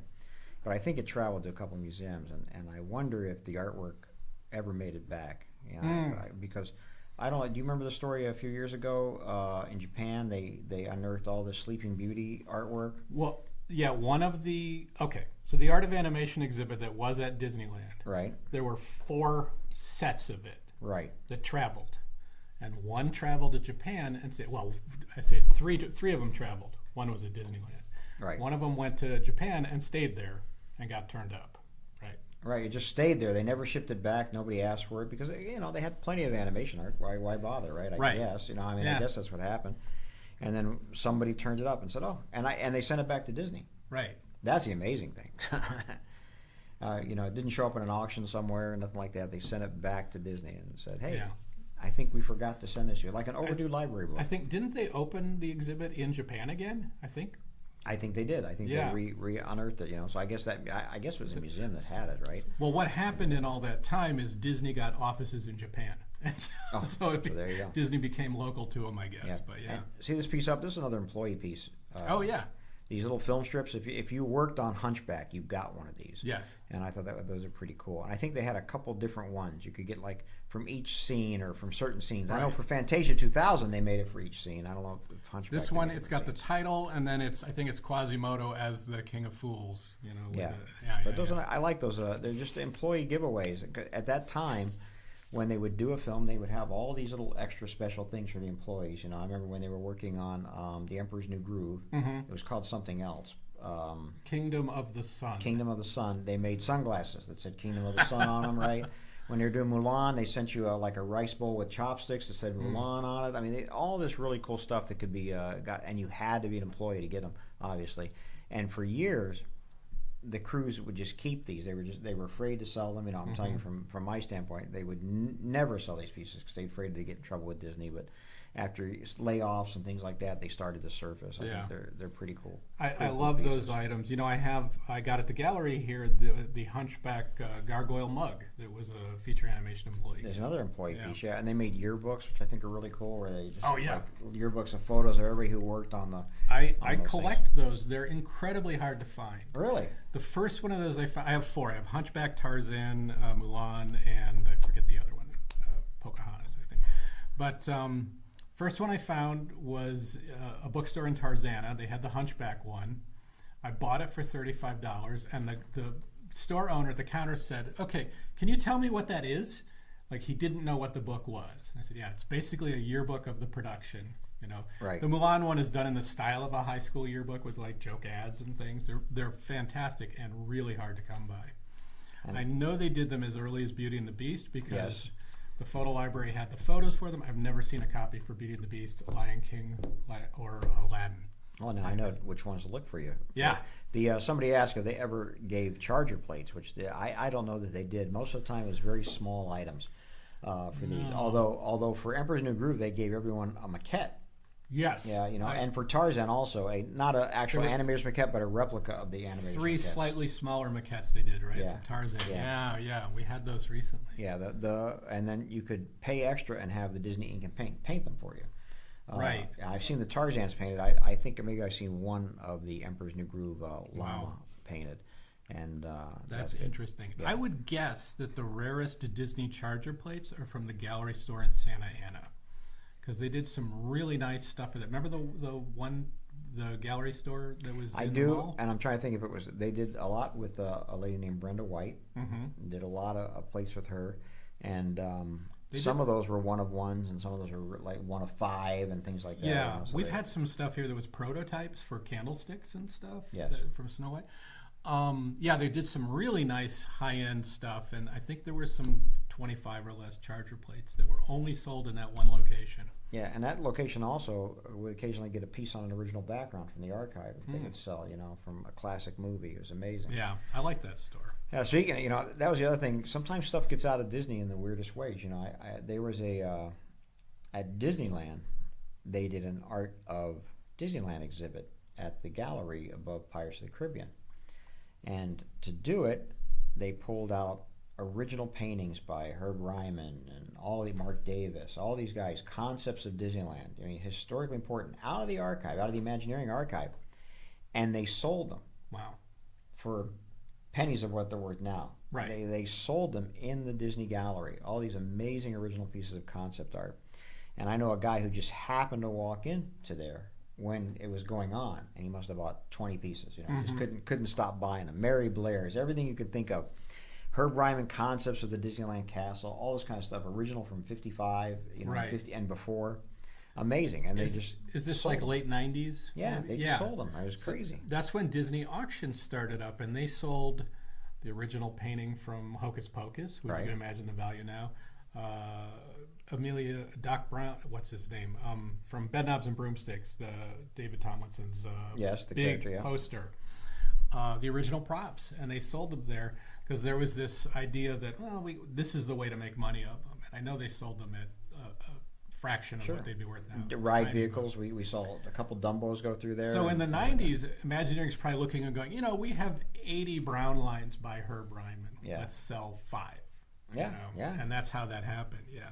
Incredible pieces they sold. That was just one of those things. You wonder if that's ever going to happen again. And before that, MGM, I would say in the 70s, MGM Studios had a garage sale. I think I've seen photos from that. Yeah, I had a catalog of it once. A garage sale, and we're not talking any garage sale. They cleaned out their prop department. Right. And so they had stuff, I know someone who got the hourglass from Wizard of Oz, that the witch had used. Things like, they literally cleaned out their things. Oh, let's just make it a garage sale. You could walk on the lot and just go and look at tables. A lot of stuff you had to identify yourself, but there's amazing pieces there from some classic movies. They just wanted to clear out their warehouse. Well, I went to, I used to date a Warner Brothers employee before I was married. And I went to 2 Warner Brothers prop warehouse sales 2 years in a row. And they were just clearing out old stuff. And I got a Betty Davis signed photo for $2. I found the Mars and Beyond model of Mars from the Disney show had been returned to Warner Brothers at some point when it was borrowed, and I got that for $2. Wow. They had like Jellystone Park, the giant sign from the Yogi Bear live action film. They're like, make us an offer. They just wanted it out of there. Right. So yeah. There was a Yogi the Bear live action film? There was. Or CGI, I guess the characters might have been. Really? Must have been. Wow. But there was a full-size Jellystone Park entrance sign. So I sort of missed that.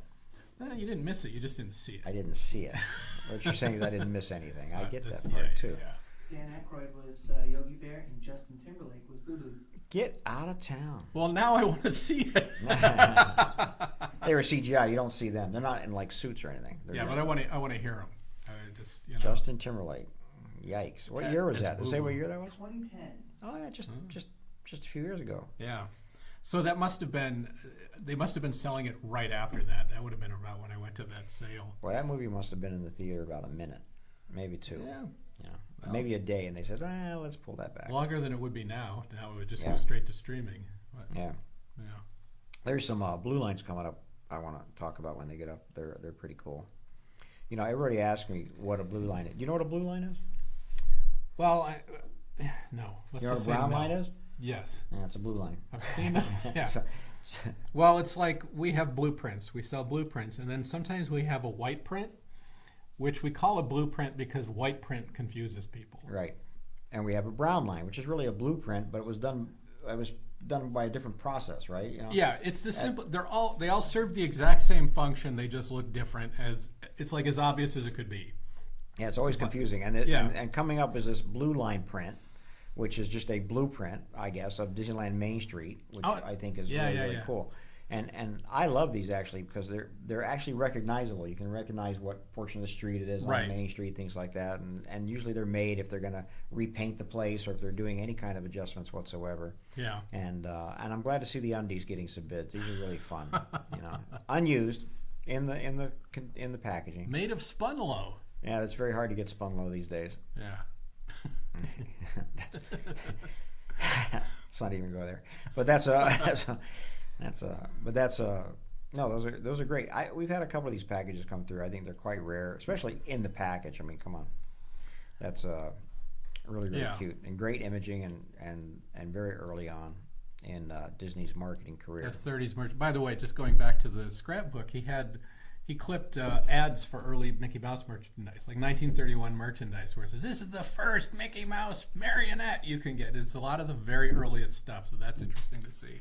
That is interesting to see. Yeah, they really merchandising with Disney is a big deal. Yeah, and it's all because of one guy named Kay Kamen, who I always mention because I think he was like the king of all licensing. You know, before him, their licensing was crap. You know, it was just it was this guy sending it to Japan. It would come back. It wouldn't look like Mickey Mouse. I like those actually. Like we find them kind of quaint and fun now they're because funny now they're they're really so weird. bad. Yeah, but Walt and Roy wanted their stuff to be on model, and this guy Kay Kamen came in and did it, and then he built this whole program of licensing, which really wasn't done so much then. You know, where hey, you got to pay us this much of it, and he sort of built that whole thing that still is being used today. So. Pretty incredible, and because of him, that's why there's so many great collectibles out there that we all want, and makes it crazy. It's an interesting point, and on model was very important at Disney until the late 90s. I mean, everything you didn't do Snow White as anything but on model. Snow White had to be on model, had to be approved. It was in the late 90s when there was first published by Disney a book of Disney artists doing alternate takes on Beauty and the Beast and Alice and things like that. I want to get a copy of that book. I don't think it's hard to find. I think I have a copy of it. But that kind of opened the door to what we have today, like Funko, and Disney Underground, and places like that. Yeah, and so for sure. it flipped the model where there's Funko is Funko's. It's on Funko's model, but it's Disney's character, and it turned out to be very lucrative for him. Yeah, there you go. Oh yeah, here's the blue line. Yeah, a great piece. Actually, a really nice piece of Disney history, has the stamp and everything on it. Right. Just a really, really cool piece. And to your thing, I remember I had friends who worked in like the classics department, Walt Disney Classics and things like that, and everything had to be sent through approval, and everything had to be just perfectly on model. I mean, perfectly on model to just the slightest little tick. They would make all these corrections. And then, like you say, they started to get the idea that, well, maybe we can do that with some stuff, but maybe we can bring up these young and coming artists and let them interpret our characters. And I think that's why you see the new Mickey Mouse shorts, are interpretations of Mickey Mouse. I mean, he's still that classic look on logos and things like that, but they're taking a different look to his animation, a different style, and you see that style brought into Mickey's Runaway Train, right? Or is that the attraction? Mickey's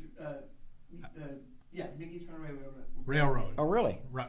I always get the name wrong. Is that good? Should I go to that on Wednesday when I go? Yeah. Go see it. This is in Toontown, right? Right. So we're going to give you homework for our next auction. Can you take pictures while you're there? I can take pictures. So we want to hear your review of the Railway, and I want you to take a look at the new Haunted Mansion store.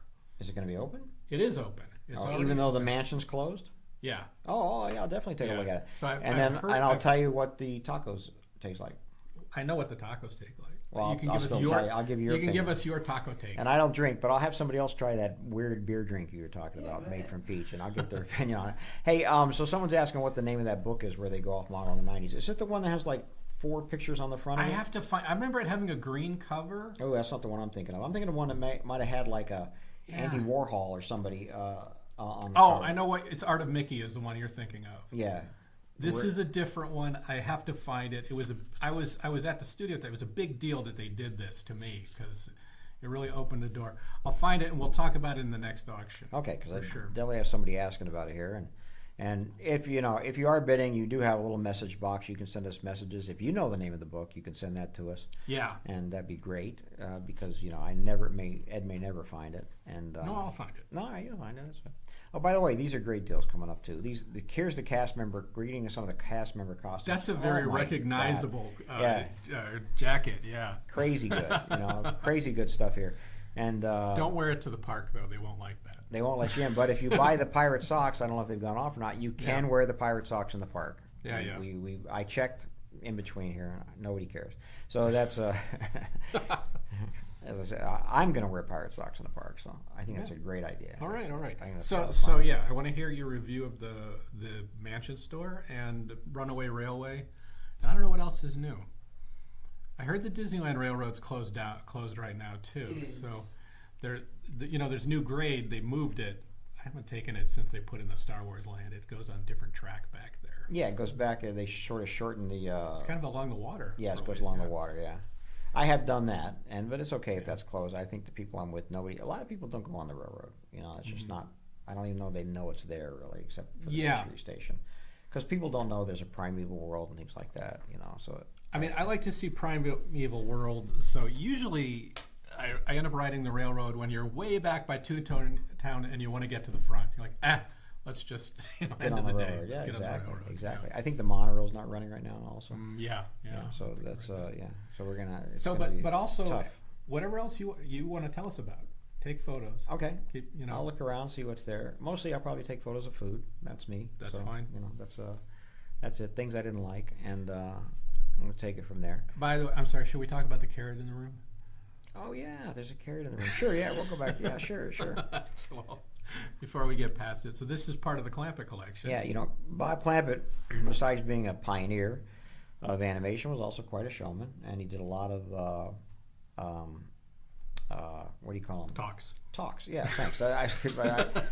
Exhibitions. I was trying to get the word out. Presentations. A lot of presentations, and part of it, the presentations he would do, he would have to have a microphone, obviously, and he would use this to house his microphone. This carrot right here. So he'd be holding it Bugs Bunny style. Yes, and we have for the pictures whole of him. And I'm sure, I presentation. bet he started the presentation with "What's up, Doc?" I'll guarantee it, Mm-hmm. without even going, But he was so involved in the development of Bugs and a lot of those great characters that was a perfect thing for him.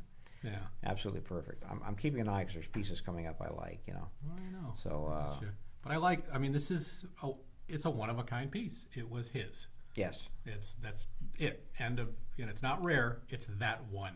Yeah, that's it. There's the one that was personally his, and there's a lot of things in that collection. His first, he kept his first drawing when he started to work at Warner Brothers, which we're talking like 1930 something, 31, 32. We have a few he labeled. He says, "I drew this in my first week." I drew this in my first week on the job. Yeah. And he's drawing a character, by the way, called Foxy, which I think is the great story behind Foxy. This is for Warner Brothers. Right. They needed a character. They developed a character called Foxy to compete with Mickey Mouse. And Foxy is just Mickey Mouse with sharper, pointed ears. With points. Yeah, his ears go to and points. a fluffy tail. And that's it. But That's it is exactly. so Mickey Mouse that after about the second cartoon, Walt Disney called up Leon Schlesinger at Warner Bros. And said, "Hey, we don't want to have to sue you, but could you not use this character? It's just too close to Mickey." Right. And Leon agreed. And in the last cartoon of Foxy that was made, the final scene is this mouse coming out of the sewer that looks like Mickey Mouse, shooting Foxy in the back, and then Foxy's done.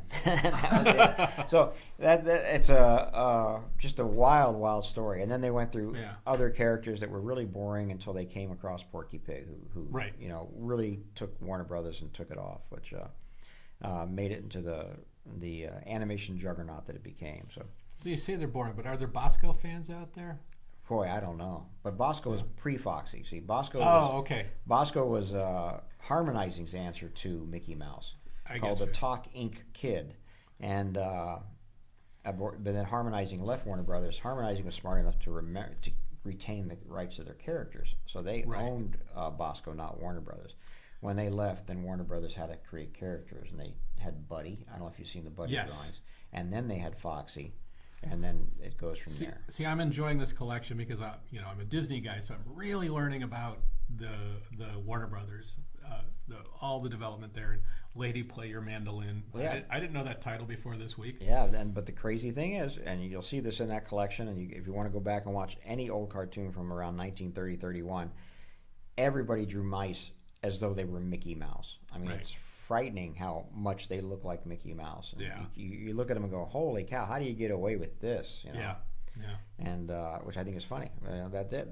They took. I mean, we do the same thing now. They took something that works and they tried to make it their own. But they were very blatant in their Mickey Mouseness, for sure. There's this Big Fig coming up that's also really nice. I want to say we never talk about I actually really like production Xerox from the 90s and later. Those are a big tool at the studio. These at are, that you know, time. and everybody says, well, they're Xeroxes, but the truth is that's what they used. Yeah, That's exactly what they used to work with, you know. And these aren't like we took these in Xerox them or somebody Right. Xerox them. These are something somebody was working with at the studio. right. And I've started collecting them because I'm nostalgic for the 90s period of Disney. And they're like the photostat model sheets of the 50s. You know, it's the same type of thing. Same idea, yeah, same Yeah. idea. And yours are nostalgic for the 90s? Well, that's when I was working there. So I was Oh, there. oh. I was there from when Nightmare Before Christmas came out, and Lion King were the first animated films on. So that period up through Mulan and Tarzan and Fantasia 2000 is really. I just really like the studio at that. Well, those were great cartoons, though, too. Yeah. Great features at the time. Yeah. And it was a time when they were at least experimenting with style a bit and Yes. making really, really good stuff. Well, this is a great deal. This piece, by the way, that's up right now, this sign graphic from Oh, right, Pleasure yeah. Island. That's beautiful. Yeah. What great graphics. But anyway, you came in at a time when every cartoon was just a tiny bit different in style. you Yeah. know. Yeah. Hunchback doesn't look like Lion King. Lion King doesn't look like Aladdin. You know, they were letting different animators design the characters. Like Eric Goldberg might have done, you know, Fantasia 2000. He did a thing in there, but he also Right. designed the genie And this things like this that. is that window when they were first like I said, that book came out. That was Yeah. the first of looking at different. Well, they were styles. giving their young animators the chance to show what they could do. Yeah. I feel like, and I'm not criticizing anything, that now we see more of the same characters in every film. You know, the style isn't changing. It's sort of they're staying with a formula. Well, I think we've talked about this before, but I feel like the short Paper Man really affected that became the CalArts style if it wasn't before, Right. and it's really affected CGI animation since. It's a great short, but it kind of became a standard that hasn't broken away much. I'm sure there are singular examples, but it's become kind of the standard of human presentation in these CGI. It's going to make, though, other features and other cartoons stand out that Well, start to make a different like feel. Del Toro's Pinocchio. Del Toro's Pinocchio. There's a stop motion, and then there's one that we just watched called Memoirs of a Snail. Very charming piece, a very charming movie. It's on Apple TV, I think, for $6 or something like that. But it's very charming and probably going to be up for Academy Award. But it's a really, really cute little stop motion thing. And I think you'll see more of those come out in that way because you have to get away from that standard style Right, of thing. right. I haven't seen. There's a Warner Brothers cartoon that's being released in Europe right now, and it is going to come to the United States. It's called, I think, The Day the Earth Blew Up. I saw a preview for it, the day the Earth blew up or exploded. I haven't The Day the Earth, something like. I haven't seen the style of it yet, but it's supposed to be a fantastic movie. Yeah, it's a little there's a different style to it. Classic characters, different style. Yeah, but they're moving around, and of course the Spider-Man movies. Yeah, That's a great new kind of animation that's out Yeah. there. That a great way Yeah. to play with the medium. yeah. It's a little. I'm just thinking about it compared to Paperman, and they actually are taking the human form as a little more realistic And and comic going book. more stylish in the whole style of the thing. Yeah, no, I've enjoyed those movies also. Yeah.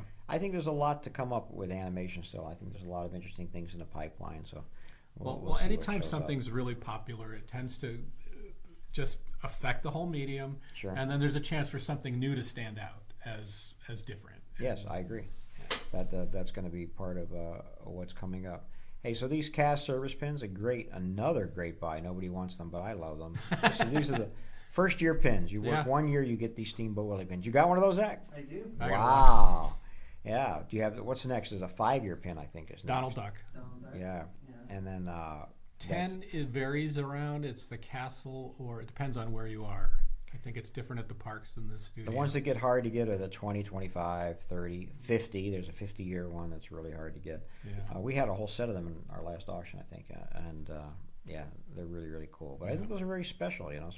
And I would wear one of those walking around the park, honestly. Oh yeah. Well, you could get a badge that you can put your pin on, right? Oh yeah, a name badge to put your pin on, right? Yeah. Exactly. Yeah, we've come across those too. But I think those are a great deal also. And the California Adventure Map coming up, I keep thinking that park is new, you know, in my head. How long has that park been there? Since 2001. Wow, so 24 years coming up on? Yeah. Yeah, in Holy February cow. it's 24 years. Holy cow! How Yeah. can that be possible? That park is that old. I just don't get it. That makes isn't 25 years the cutoff for antiques, or something? Yeah, doesn't it? I thought, is it 50 antiques and 25 is vintage or something? I don't know. Oh. It's some weird rule. Whatever it is, that's now. So that California Adventure grand opening map coming up is a vintage map Mm. from 2001. Yeah. That's quite scary to me. Yeah. You know, Yeah. it's quite early, and I like these tickets too. Yeah. And right now, you buy that ticket, it's still good. Right. So you're getting into. You could use that ticket to get into Epcot for less than what it costs to get into Epcot. Right. That's you could use that even if you don't want the Oh, ticket. especially a 3-day World Event, a 3-day ticket. Wow. I think that's still a deal right now at the price it's at. Yeah, For sure. no kidding. For sure. Yeah, that's great. I would probably buy that and use it to go into the park if I was going down there for sure. Yeah, I keep an eye out still for the one-day complimentary passes. You know, which show up sometimes on eBay and things like that because those are still good at the park. And the park costs what, $200 or more to get into. So you get a park hopper for whatever you can buy it on eBay for. They're great. And you know they don't make them anymore. Now they don't make employee passes anymore. It's an online code that you print out. It's nothing really special. Right, you can't. Yeah, Yeah. that's it. This Prescott's doing very well. There's a tribute to this Wow. movie. Yeah. That just shot up.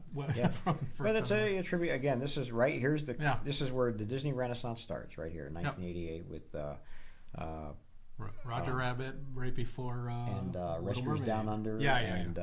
And Great Mouse Detective actually, and that's Yeah. Great Mouse was like 86. This is right in the middle of it. This Yeah. was right in the middle of it. Now this is a great deal too, guys. This is a vintage California Adventure map. Now, 24 years old. I just can't believe it. I remember when California Adventure opened. Mm-hmm. Yeah. Well, I that's just the can't thing. believe As it. you get older and as a collector and a fan of stuff, there's the stuff that's always been around. Like, to me, let's say the original Star Trek I watched as a kid. It came out when I was, like, right after I was born. And then there's the stuff you remember being new. And every time when something that you remember being new, they say, the 20th anniversary, you're always a little bit like, really? I just watched that. Yeah. That pilot of Deep Space Nine, I just watched it, and now it's the 35th anniversary. Like, ugh. Oh, somebody mentioned, I have to mention it too, that ticket was voided, so you probably couldn't use it in the park. Oh. Well, we do get those tickets. That's actually. true. Yeah, Yeah, for sure. Yeah. So that's I forget. thing. Yeah, that was stamped with Yeah. void, right? I didn't realize that. You know, and that makes me think the California Adventure has really changed over the last 20 years. Mm-hmm. Probably more than I'm trying to think of Disneyland. Well, Disneyland changed quite a bit, but I don't know if it changed that much. Well, the whole style changed in, almost every section of it. You had the Buena Vista Street redesigned to the entrance, which Right. the first was really kind of, I would say, kitschy, and that kind of it matches that map. That kind of like You had the 90 Golden Gate. You had the 90s-ish. Golden Gate Bridge, right? Yeah. Which Yeah. went across the entrance also. Right. And I remember that. And the trolley, that's gone now too. Yeah. No, the trolley's still there. Trolley's That's still part of there. Buena Vista. That wasn't okay. original. Original was all these kind of bright graphics like that. There was a big blue mural on one side. Now it's these 1920s style buildings with you have the Dick Tracy car there. There's a car with the Dick Tracy Right. newspaper and the Julius Katz references, in the windows. All that early Walt stuff. You have the statue of Walt when he first comes to Los Angeles. There, that's all a new overlay from what it was originally. Pixar Pier was Paradise Pier. It was kind of a general California theme, fun park, like 30s fun park vibe, Right. which was interesting to me because that's exactly what Walt was saying. He didn't want Disneyland to be, when Disneyland opened was Right. those parks. Well, it was a tribute though to Yes. all those pier parks that were here in Yeah. California at one time, like Santa Monica Pier. There were many of those going Yeah. down the coast, and I think that was a tribute to that. So And the Hollywood area is still very much the same, but like everything inside has changed. You had the Soap Opera Bistro is gone. I think it's the Disney Junior Playhouse that opened afterwards. Yeah. That's still there. Art of Animation is the same. The Right. big animation pavilion, which is one of my favorite spots. and is there. the Turtle Crush Yeah. talk still there, which I really liked. That too. was not the original. Originally, it was the Robin Williams. It's a video that was from Epcot of Robin Oh, Williams really? as a lost boy. Yeah. I don't that with the remember Peter what it was Pan called. thing. Yeah. Sure. Yeah. So that was shown there, You had the Sorcerer's Workshop, and I forget what was to the left, which became, I think it's an Anna and Elsa meet and greet now. It's like the princess meet and greet. These are great name tags, by the way. I mean, it's hard to know, except we know because we got them from the estate, but belonging to the former president of Disneyland. That's crazy. That's pretty Yeah. epic. Yeah, and he was president for quite That's a while. an interesting shape, Zach. Did you see this? That kind of surfboard I haven't seen a lot of, you know? I've never seen that actually at all. So that's the 70s. So that predates, it must have gone wider in the 90s or 80s. This one's interesting And too. this one, yeah, we don't know where it came from, right? That's what it was used for exactly. Yeah. That's Well, crazy. I found a photo of a Frontierland cast member on stage that kind of looks like he might be wearing the same badge. Oh, really? Oh, So they okay. might have used that style. Well, I like, get it. over The there wood for a while. grain, you know. that Just to was go the- in with the whole outfit. Sure, Yeah. sure. Yeah, and that's pretty incredible. Boy, there's all this great stuff coming up. I keep looking. Hey, I didn't know I had that. And Yeah. and then we sneak in a few non-Disney pieces. What about you collect Star Wars? What are these lobby cards that are coming out? Well, these are interesting. We kind of just learned something about these. These are specific. They're borderless 8x10 lobby cards, and they're a little unusual. They have the 20th Century Fox information on the back. And doing research, I turned out that these were likely printed in-house by the studio in '77. Wow. These are not the National Screen Services cards that have the bar on the bottom. It's a really, really nice. I couldn't find much of a footprint of them online, but we did find them. And the photos are different from the photos in the lobby cards. They're the same. they're the same? There may be some different, but I know that was one of the lobby cards. And the ones Really? I'm seeing, I don't have the 8 cards memorized that were there, but those look familiar, yeah. That's cool. Have you ever seen this TV show? I watched it when it was first on, and Really? let's see, 78, I would have been 12. And as a huge Spider-Man fan, I found it boring then. Really? Yeah. I've never seen it. I've never. I seen was so happy there was a show, and I just remember that the guy who was playing him, he made a good Peter Parker. it. Yeah. You know, and when he had with Spider Sense, in the comics they showed half Spider-Man mask. Yeah. In the show, they went negative positive, like he flashed into a photo negative, and I remember that being effective. But yeah, it was a tough show to watch. That's funny. And coming up behind that, a Song of the South re-release poster. Mm-hmm. So That one is of the few times, probably the last time, this was ever in a theater. I'm sure. One more time after that in the '80s. Really? Yeah, I Wow. think '86 was the last release, and that's when you have a one sheet that's a big image of Brer Rabbit. I'm sure you've seen it. It's Yes, just Brer Rabbit. But yeah, that was one of the later ones for sure. Incredible, actually. Really, really incredible. Yeah. Hey, you know what? Let's take a break. We're going to let this run down. We'll come back right at the end. There's only about 70 lots, I think, 80 lots left here. What do we have? 330 about is our total. We looked it up earlier. 314. 314. 314, Oh. yeah, that's what I'm saying. So we're right there. So we'll take a quick break. You guys don't take a break. Some amazingly good costumes coming up, actually. I actually want to sit through a couple of them right here. I think it's interesting, I guess, and maybe you know, Zach, and maybe you know, Ed. So at some point, they just must get rid of these costumes, right? Yeah, they update them. They update them, or they're too used, and they just Yeah. get rid of them. I mean, and that's amazing. But you guys aren't allowed to keep them normally, are you? And they do retain some of them much longer than you would think. I remember in the 90s encountering an employee in Fantasyland during a particularly crowded time in the park wearing a 1960s Tomorrowland outfit. Believe it, so I think there were more than usual people on stage, and they pulled that out of somewhere, and he was on the side over by Alice in Wonderland, kind of near Tomorrowland, but it was very strange. But they had those in case of an emergency. Of course, that was decades ago. Maybe they're all up to date now. Someone just asked if there will be any more Joel McGee auctions. We do have more of his stuff here, but it will be mixed into our other auctions. In fact, the auctions we have in April has quite a bit of his stuff in there now too. Yeah, we're down to the point where we've done 3 that were dedicated to just him, and we're down to the point where it's just single pieces now. Yeah. That we'll stick in with other stuff. So nothing dedicated just to Joel McGee. There's more trash cans from him. There's no more ride vehicles, I don't think. There might be one, but But all the bigger stuff is gone now. It's more smaller stuff, but still interesting and quality stuff as we clean out that collection. Is pretty crazy. So, but to answer that question, so there you go on that. And these are getting where they should go. That's great. They're really, really good. I just want to see the guest host relations piece go, since I have a guided tour on Wednesday. So I could buy this and pretend I'm the host. $255 or the vest. The vest. Is that a tartan vest? Or Yeah, it's a tartan vest, I think. It's hard to talk from the picture. Now, 256. That is my favorite restaurant in all of Disney property. What do you mean? Well, you didn't even mention it to me, okay? But Wait, I just that's asked, Disney where do you World. eat? Where do you eat? That's Disney World. This Disney World. Well, okay, Casey's fine. Corner, Disney World. See, I saw a video of that. I learned about that. We had a paddle that was like register 2's open, and I saw a video of this. We had it in a few auctions ago. Really? And what is it? It's a hot dog spot. But it's Casey at the Bat themed. Right. So it's kind of an 1890s baseball theme. It looks really nice.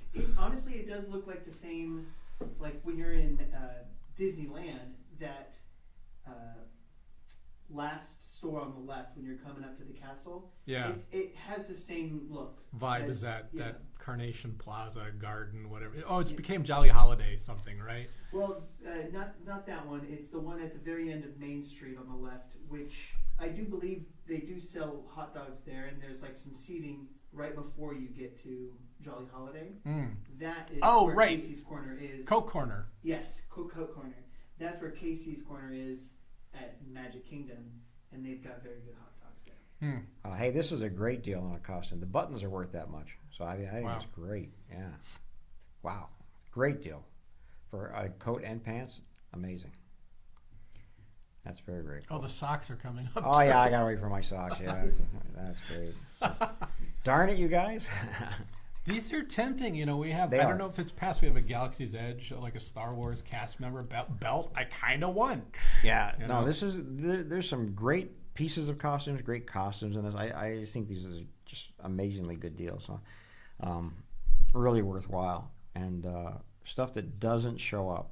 That's what I like about a lot of these. This stuff does not show up. How many other Caribbean cast member socks have you seen from the Pirates of the Caribbean? Not I many, don't think I have. except for the ones I'm wearing. I don't know of many. at That all. must be the last set we had here, because we had one set before. Yeah, no, it's Yeah. great deals. Yeah. So a baseball themed shirt. Okay. There, for Zach, you want me to Casey's put in a Corner. bid quick? You want the Casey shirt? What size do you wear, Zach? Probably I wear a large. Oh, there you go. This could be you, man. You could be wearing this, eating a hot dog, reminiscing about your days in Florida, right here. That's great. You know what we do have, which I think will be in the our April auction. Made me think of baseballs. We have some stuff from The Natural, one of my favorite movies. Oh, That's really, really cool stuff. I don't know if I've ever seen that Little film. patches that you've never seen The Natural. I don't think so. Is that Robert Redford? Are you kidding me? No. All right, I'm going to put it on right now. All right. You can watch it while we're doing this on the We'll side. be watching The Natural. Is that Robert Redford? It's Robert Redford, yeah. Yeah. It's a great base. Robert Redford, Glenn Close. What is his name, the old guy? Kevin Costner? Is it Bull Durham? No. No. It's got Tim Robbins? No. Darren McGavin, maybe, but the guy, Wilford Brimley. Charlie Sheen? Wilford Brimley is what I was I thinking. really like baseball movies too. I can't believe you haven't seen this one. This one's a spectacular baseball movie. Kim You know. Basinger's in it.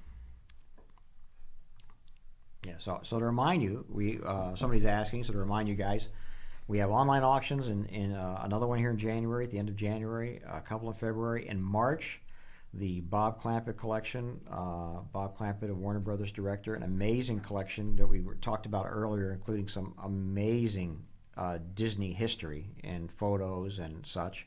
Then in April, our pop culture and our Disney Studio and Disney Park auctions, containing a ton of Hollywood props, non-Disney animation, the J. Ward estate, and then of course Disney Studio stuff, animation, park props, park memorabilia, stuff from the studio, Bill Toma bronzes. We've got what did we just get in yesterday? The Disney Store figurines, Right. which are fantastic. I mean, just a great. You got the Chippendales Rescue Rangers now. You got Oh, did you see Gadget that? And Monterey Jack. Oh, I'm glad you They're know great. the name They're of they're them. like that Yeah, big. those are perfect size, aren't Yeah, they? yeah. Yeah, they're perfect Yeah. size. Wait, is the girl Gadget? Yeah. Oh, I didn't know that. Okay. She's very popular with the fans. Well, see, I was past. I was already not watching at that time, so I missed the Rescue Rangers, and which is weird because I saw the. Saw DuckTales? I did see You DuckTales. just turned it off when it was Yeah, I guess Rescue Rangers. Yeah. So Darkwing I Duck? did turn it down. Darkwing Duck? All right, here are my socks, guys. These right. are wearable. I'm just letting you know now. They are wearable. One size fits all. One size fits all. It's even better. Are in good park used condition. Yes, That's our- park used It's condition. kind of a standard description for us, and I know people understand it. It's like it's in good shape, but it was used. It's in a the pair park, of as used you would socks. expect. They're a pair of used socks. Yeah, I mean, there's no We should question have. about it. We could have just had a pair of used socks. A pair of used socks. Yeah, A pair of pirate used socks. can't be found in stores, guys. Not these. So, No.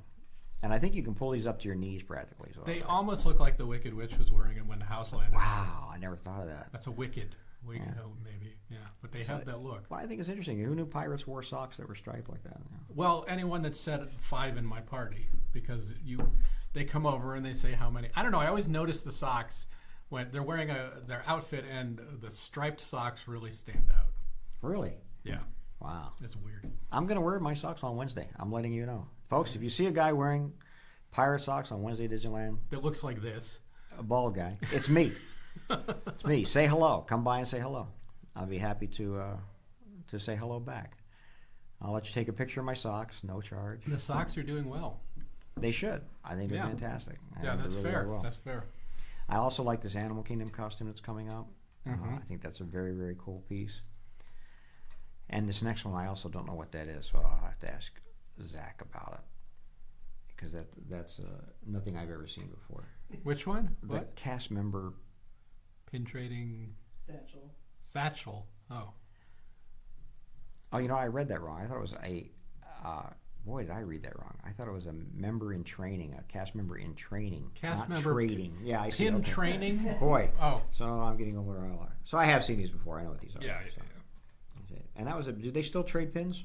Can you still find cast members that'll I trade? think your you'll pins? still find cast members with lanyards that I will think trade. It's still a pretty common practice. Yeah. I mean, it's not as big as it was, Definitely but not. but yeah, it's still common, and there's still pins that are put out limited edition that they put out one a week, and yeah.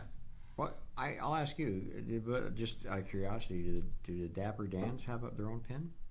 I'm sure there is one. I've never actually Well, seen one. I'm gonna look well, on. so now that's my my question is, do you guys have your own pin? You would know because you'd be wearing it, No. or a pin that you could give to your fans. Why not? They have some. They make generic pins of Dapper Dans. I've seen those before, but I want a cast member Dapper Dan pin that I can walk up to you and say, "Hey, can you trade me your Dapper Dan pin?" You go, "Sure."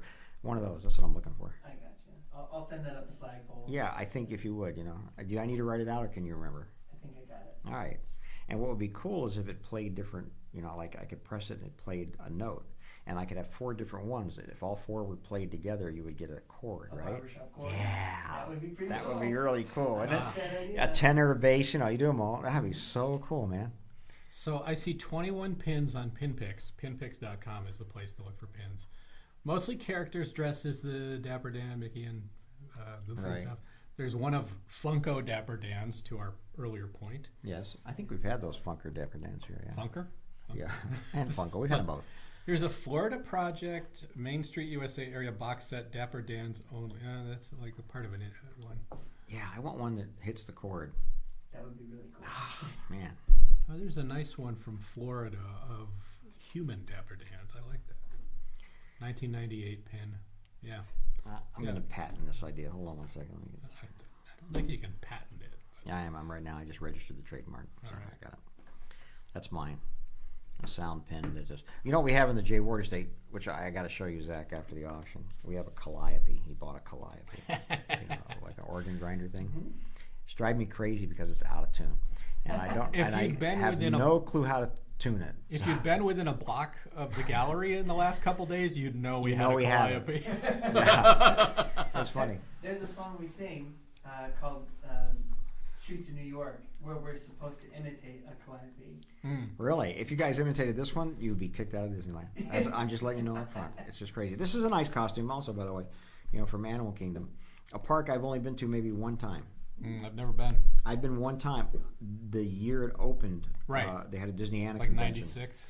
They had a Disneyana convention there, and they closed the park for the Disneyana conventioneers, right, one evening, and we got to go through. And at that time, they only had like one ride, a dinosaur ride, maybe. Countdown to And, extinction. yeah, and that was it. Yeah, so there you go. Well, it's good you haven't been there, but you know the ride better than I do, so that's pretty crazy. Yeah. And Pandora is at Magic or Animal Kingdom. Yeah, which everybody says is impressive, right? It's very cool. Yeah, very, very cool. So that's yeah, I have to make the Florida trip pretty soon.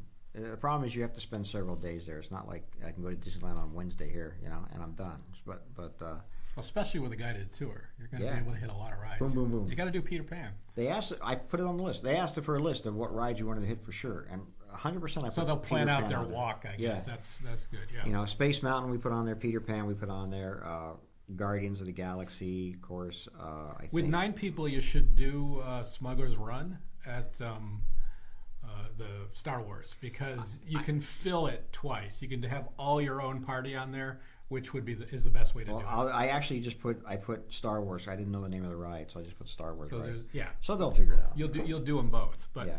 see, Smuggler's Run. We've talked about this. Maybe 6 people can ride in it, and what typically happens is we're there with 2 or 4 people, and you get put with a little tiny kid with their parent. So the little kid pilots, and they just spend the whole time crashing into the walls because you're not going to tell a kid, no, sit in the back. You know, Sure but if you you have four or more adults, you can pilot it and actually enjoy the game. Oh, interesting. All right. Yeah. I will say that the controls are very touchy. The last time I played it, I was like barely moving, and we were like flying Yeah. all over the place. So you have to be really careful with it. So you know, I'm sorry, but when there's a little kid there and they're just like this, it's like it's not that special if you're not Right. that kid's parent. But you got to let them enjoy it. Yeah, absolutely. That's the way it is. I'm not advocating. I think I've only been on that once, and I think I was a gunner. I think. Yeah. And that was it. Yeah, the back seat ones are a little easy. Oh, the light's on. Yeah. Well, that's why I did it. I just. Yeah. I didn't want to make it a hard ride. I didn't want to have to work or anything like that. But that's good. Yeah, I didn't know the names of the 2 Star Wars ones, so I just said, hey, you know, Star Wars. But we'll try to hit, you know, as many as we can. I think because it's a slow day at Disneyland anyway, there probably won't be that big a line anyway, so it should be even easier to get through that stuff, you know. Yeah. Yeah, the only problem is now we have to stop for tacos, for some weird beer, alcoholic drink. Peach beer. Yeah, peach beer. That's just wrong. And churros. Wrong until it's right. That's just, you know, and that's it. And then churros. That's it. All right, we'll take a quick, you know, I love all these costumes. I just keep watching them. I can't stop watching how good these are. But we're going to take a quick break, like 5-10 minutes, and we'll be right back. Yeah.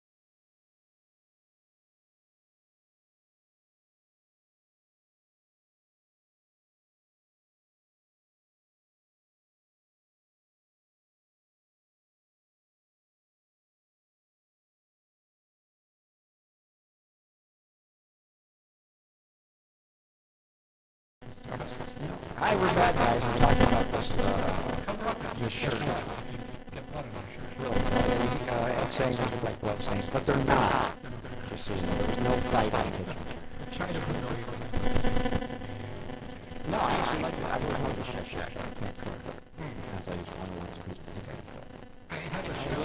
When I go back to Disneyland with the pirate sauce, and Actually, you know, we're not going to call you on this. Look at that. they'd say, "Hey, that guy's a chef," and then I would go, I have a Napa Rose "Really? the restaurant we had was 4 Michelin star chefs. Yeah. That's funny." All these Disney shirts are really neat. Really fun. Pizza Party. I got it. Have you been to the Pizza Party? And what is this, like elephant meat on the pizza? Or could be. I never know what the serves in there. Oh, just regular stuff? Oh, good. We're winding down, guys. You're doing great. This is, I like this pizza class. It's really cool.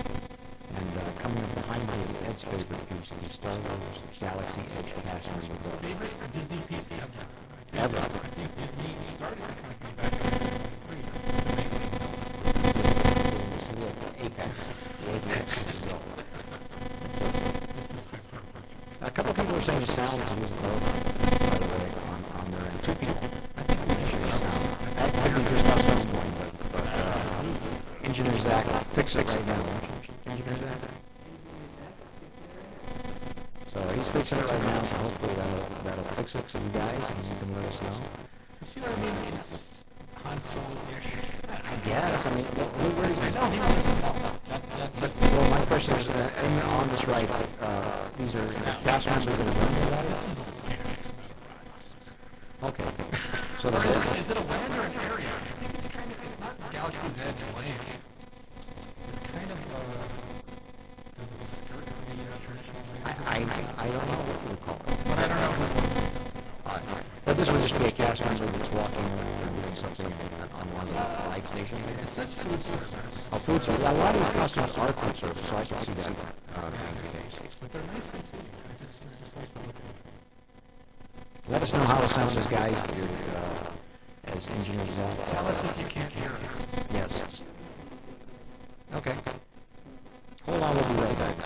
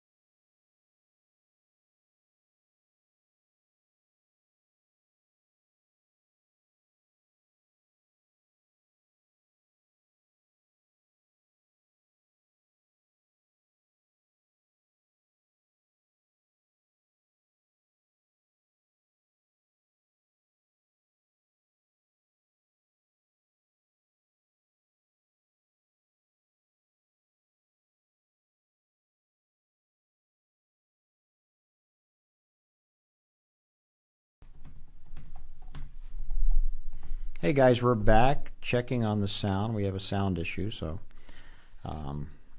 I just sent a little message, how is they sound? But what I meant was, how is the sound? Let us know if you can hear us any better as we wind this auction down. Sound is good again. Good now. That All worked. right. Engineer Zach, he did it. Thank you so much for letting us know about that, and thanks for listening, actually. So that's great. And we came in at a good point. I like this shirt, and I like the next one a lot, the Polynesian. The next shirt I think I would wear out dancing if I danced. But no, I'm serious. You could wear that with your socks to Disneyland. You could wear that I could wear that in Adventureland, and I think that would be really cool. See, the shirt that's up right now maybe would get you a look at Disneyland if you walked in. But look at this one. I can This looks go like with this. This does not look like a park uniform. Right, Costume. right. So at They'll just Disneyland, think you can get away with it. You're dapper. No pun intended, Zach. But I think, I think you can get away with this one. I like it. Yeah, That's nice. very, very good. Again, this is just a great lot of stuff. I don't see this stuff that often, especially some of these pieces that are from very unusual. Don't know what that is. That's on our TV. So some very unusual parts of the park.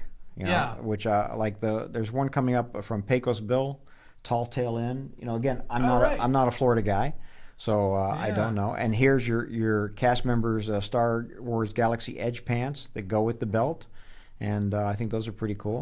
Hollywood Studio. Yeah, this is. You just don't see this, especially here in California. We don't see these pieces, obviously, so I think they're pretty unusual and pretty great. Yeah. And I'm going to keep reminding people, January 25th, that's our next online auction. And then in March and April, we have 2 large catalog auctions that we're working on now that are really exciting. And so please keep an eye out on our website, your emails that we send you, things like that, just to keep abreast of stuff. And hopefully we can keep you updated and maybe give you some sneak previews of some of the stuff that's coming as we get closer to those time periods. And this again, Hollywood Studios. These are great shirts. I think these are absolutely great shirts. This was last time I was at this, it was still MGM.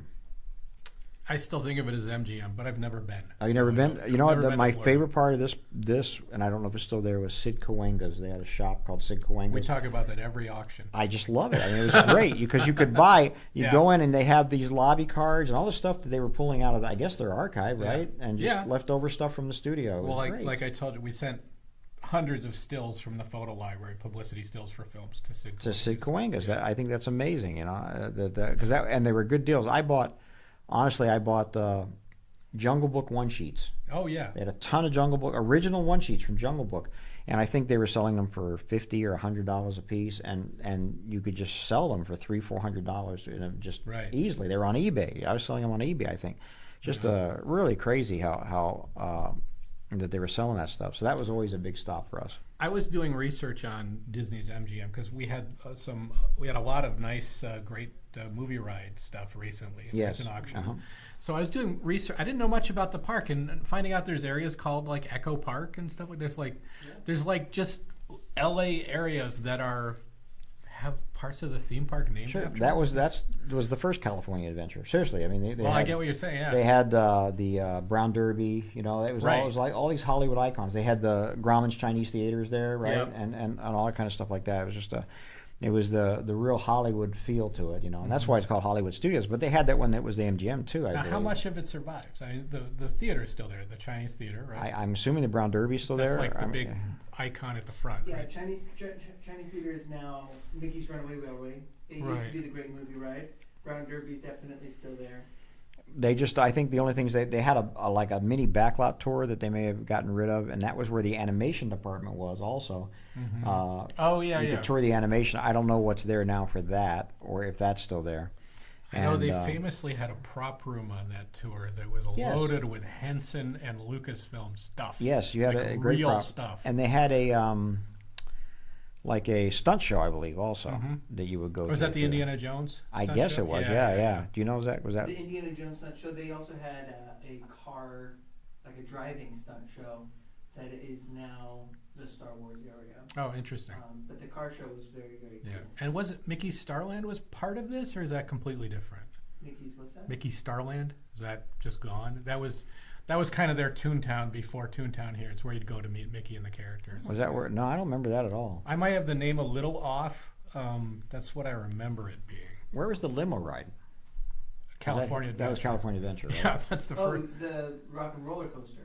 Is that what you're talking about? No, the Rock and Roller Coaster is in Florida. Yeah. Yeah. But here we had the, what was it called? What was that? Superstar Limo. The Superstar Limo ride. I still love that. Was my first ride in California Adventure. Really? Yeah, yeah. We came in and I said, let's not look at the map. When can we ever explore a Disney park we don't know anything about? We turned left and got on the Superstar Limo and we're like, wow, it was so bizarre. Yeah. Such bizarre. And you can see full videos of it on YouTube and it's worth watching because it's so bizarre. And is that what became Monsters? That's Monsters, yeah.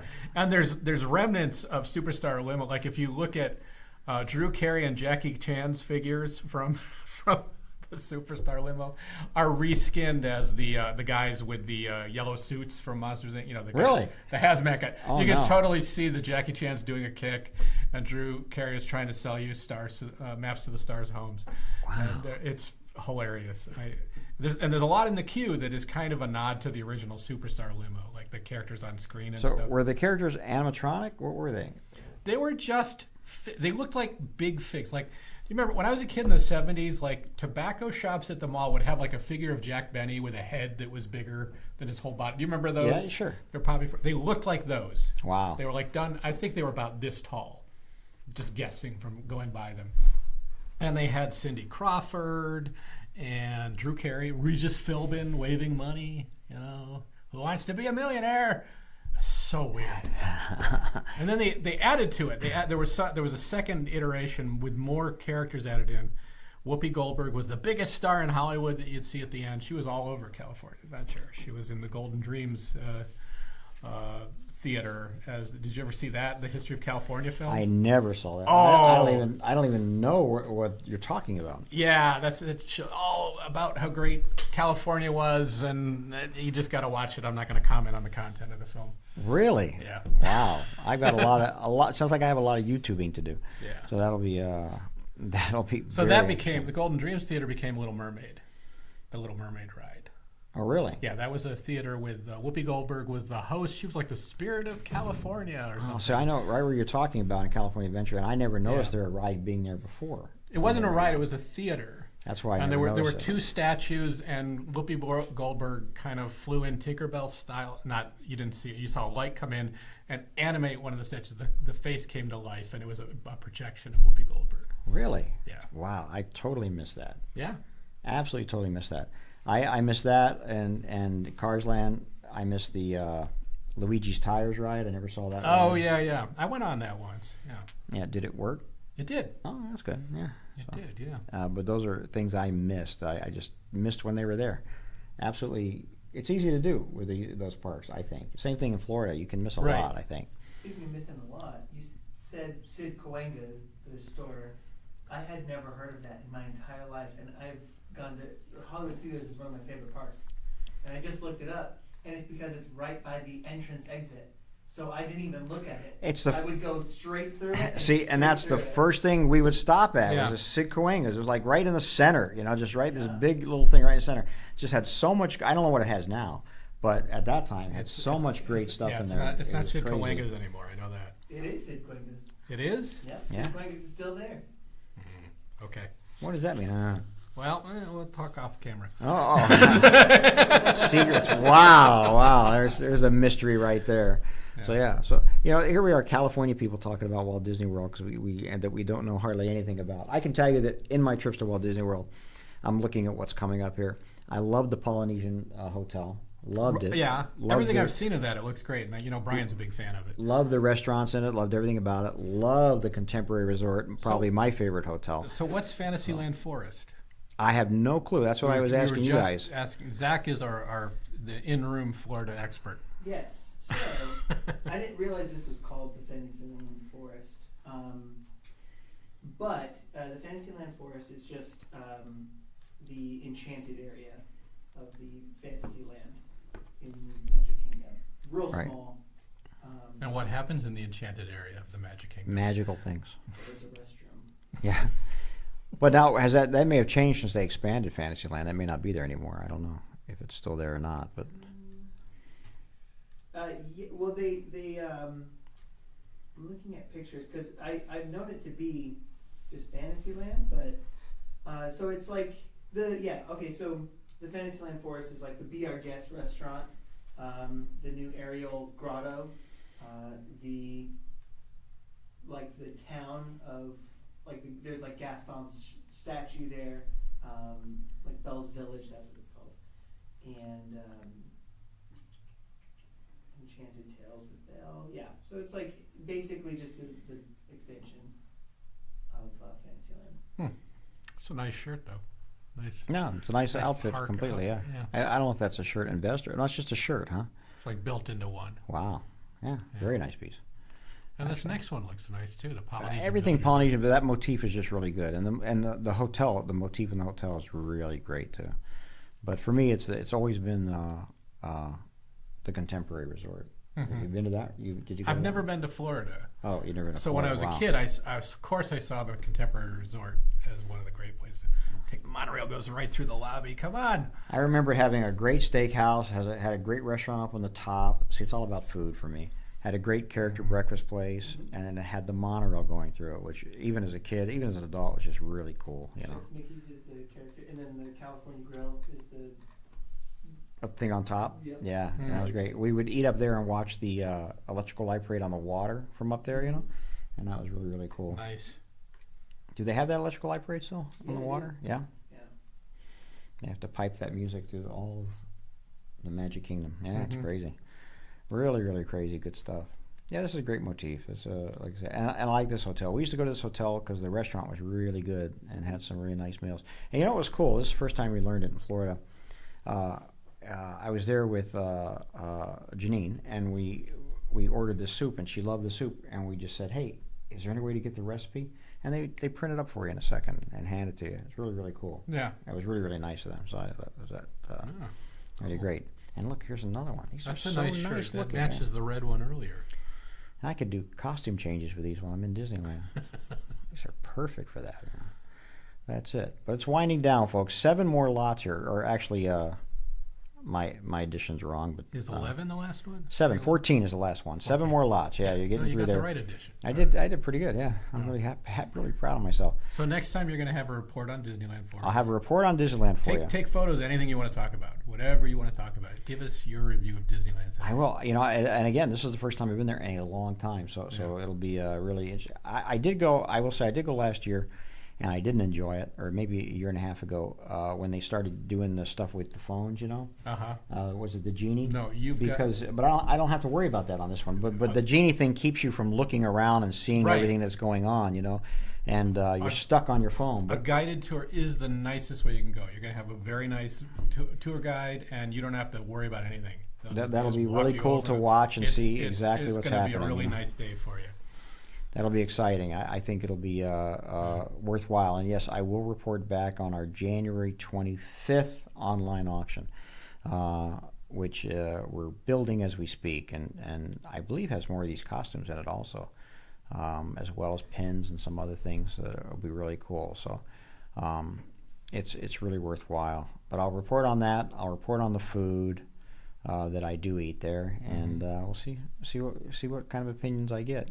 And if we're lucky, we'll have a special guest here who can relay it back to us too. Might have some experiences to tell us with.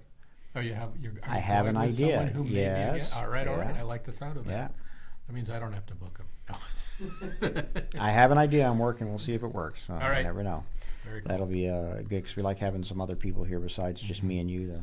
Well, this is, banter back you know, and forth. we never talk about that, but this forum here, talking on the auction, has given us a great opportunity to sit down with people like Tony Anselmo and Mindy Johnson and Sure. I've Tony known Tony, Baxter, and Tony Baxter, Larry Nicolai. I've known Tony Anselmo for years, as worked with him and known him as a friend, and never spoken with him like we did about his career. And No, it was we great. really had some interesting times. And we're planning on cutting those and having them on YouTube Yes. on their own for people to watch in Yeah, the future. it should be very fun. We have all these things we want to do, so slowly but surely we'll get to them Yeah. and make the magic happen. And I'm going to watch these last few lots go down. What's the last lot? Oh, it's a cast member vest. Not too bad. So we're running through it. Again, you Florida folks, these are just great pieces. And you California folks, these are great pieces.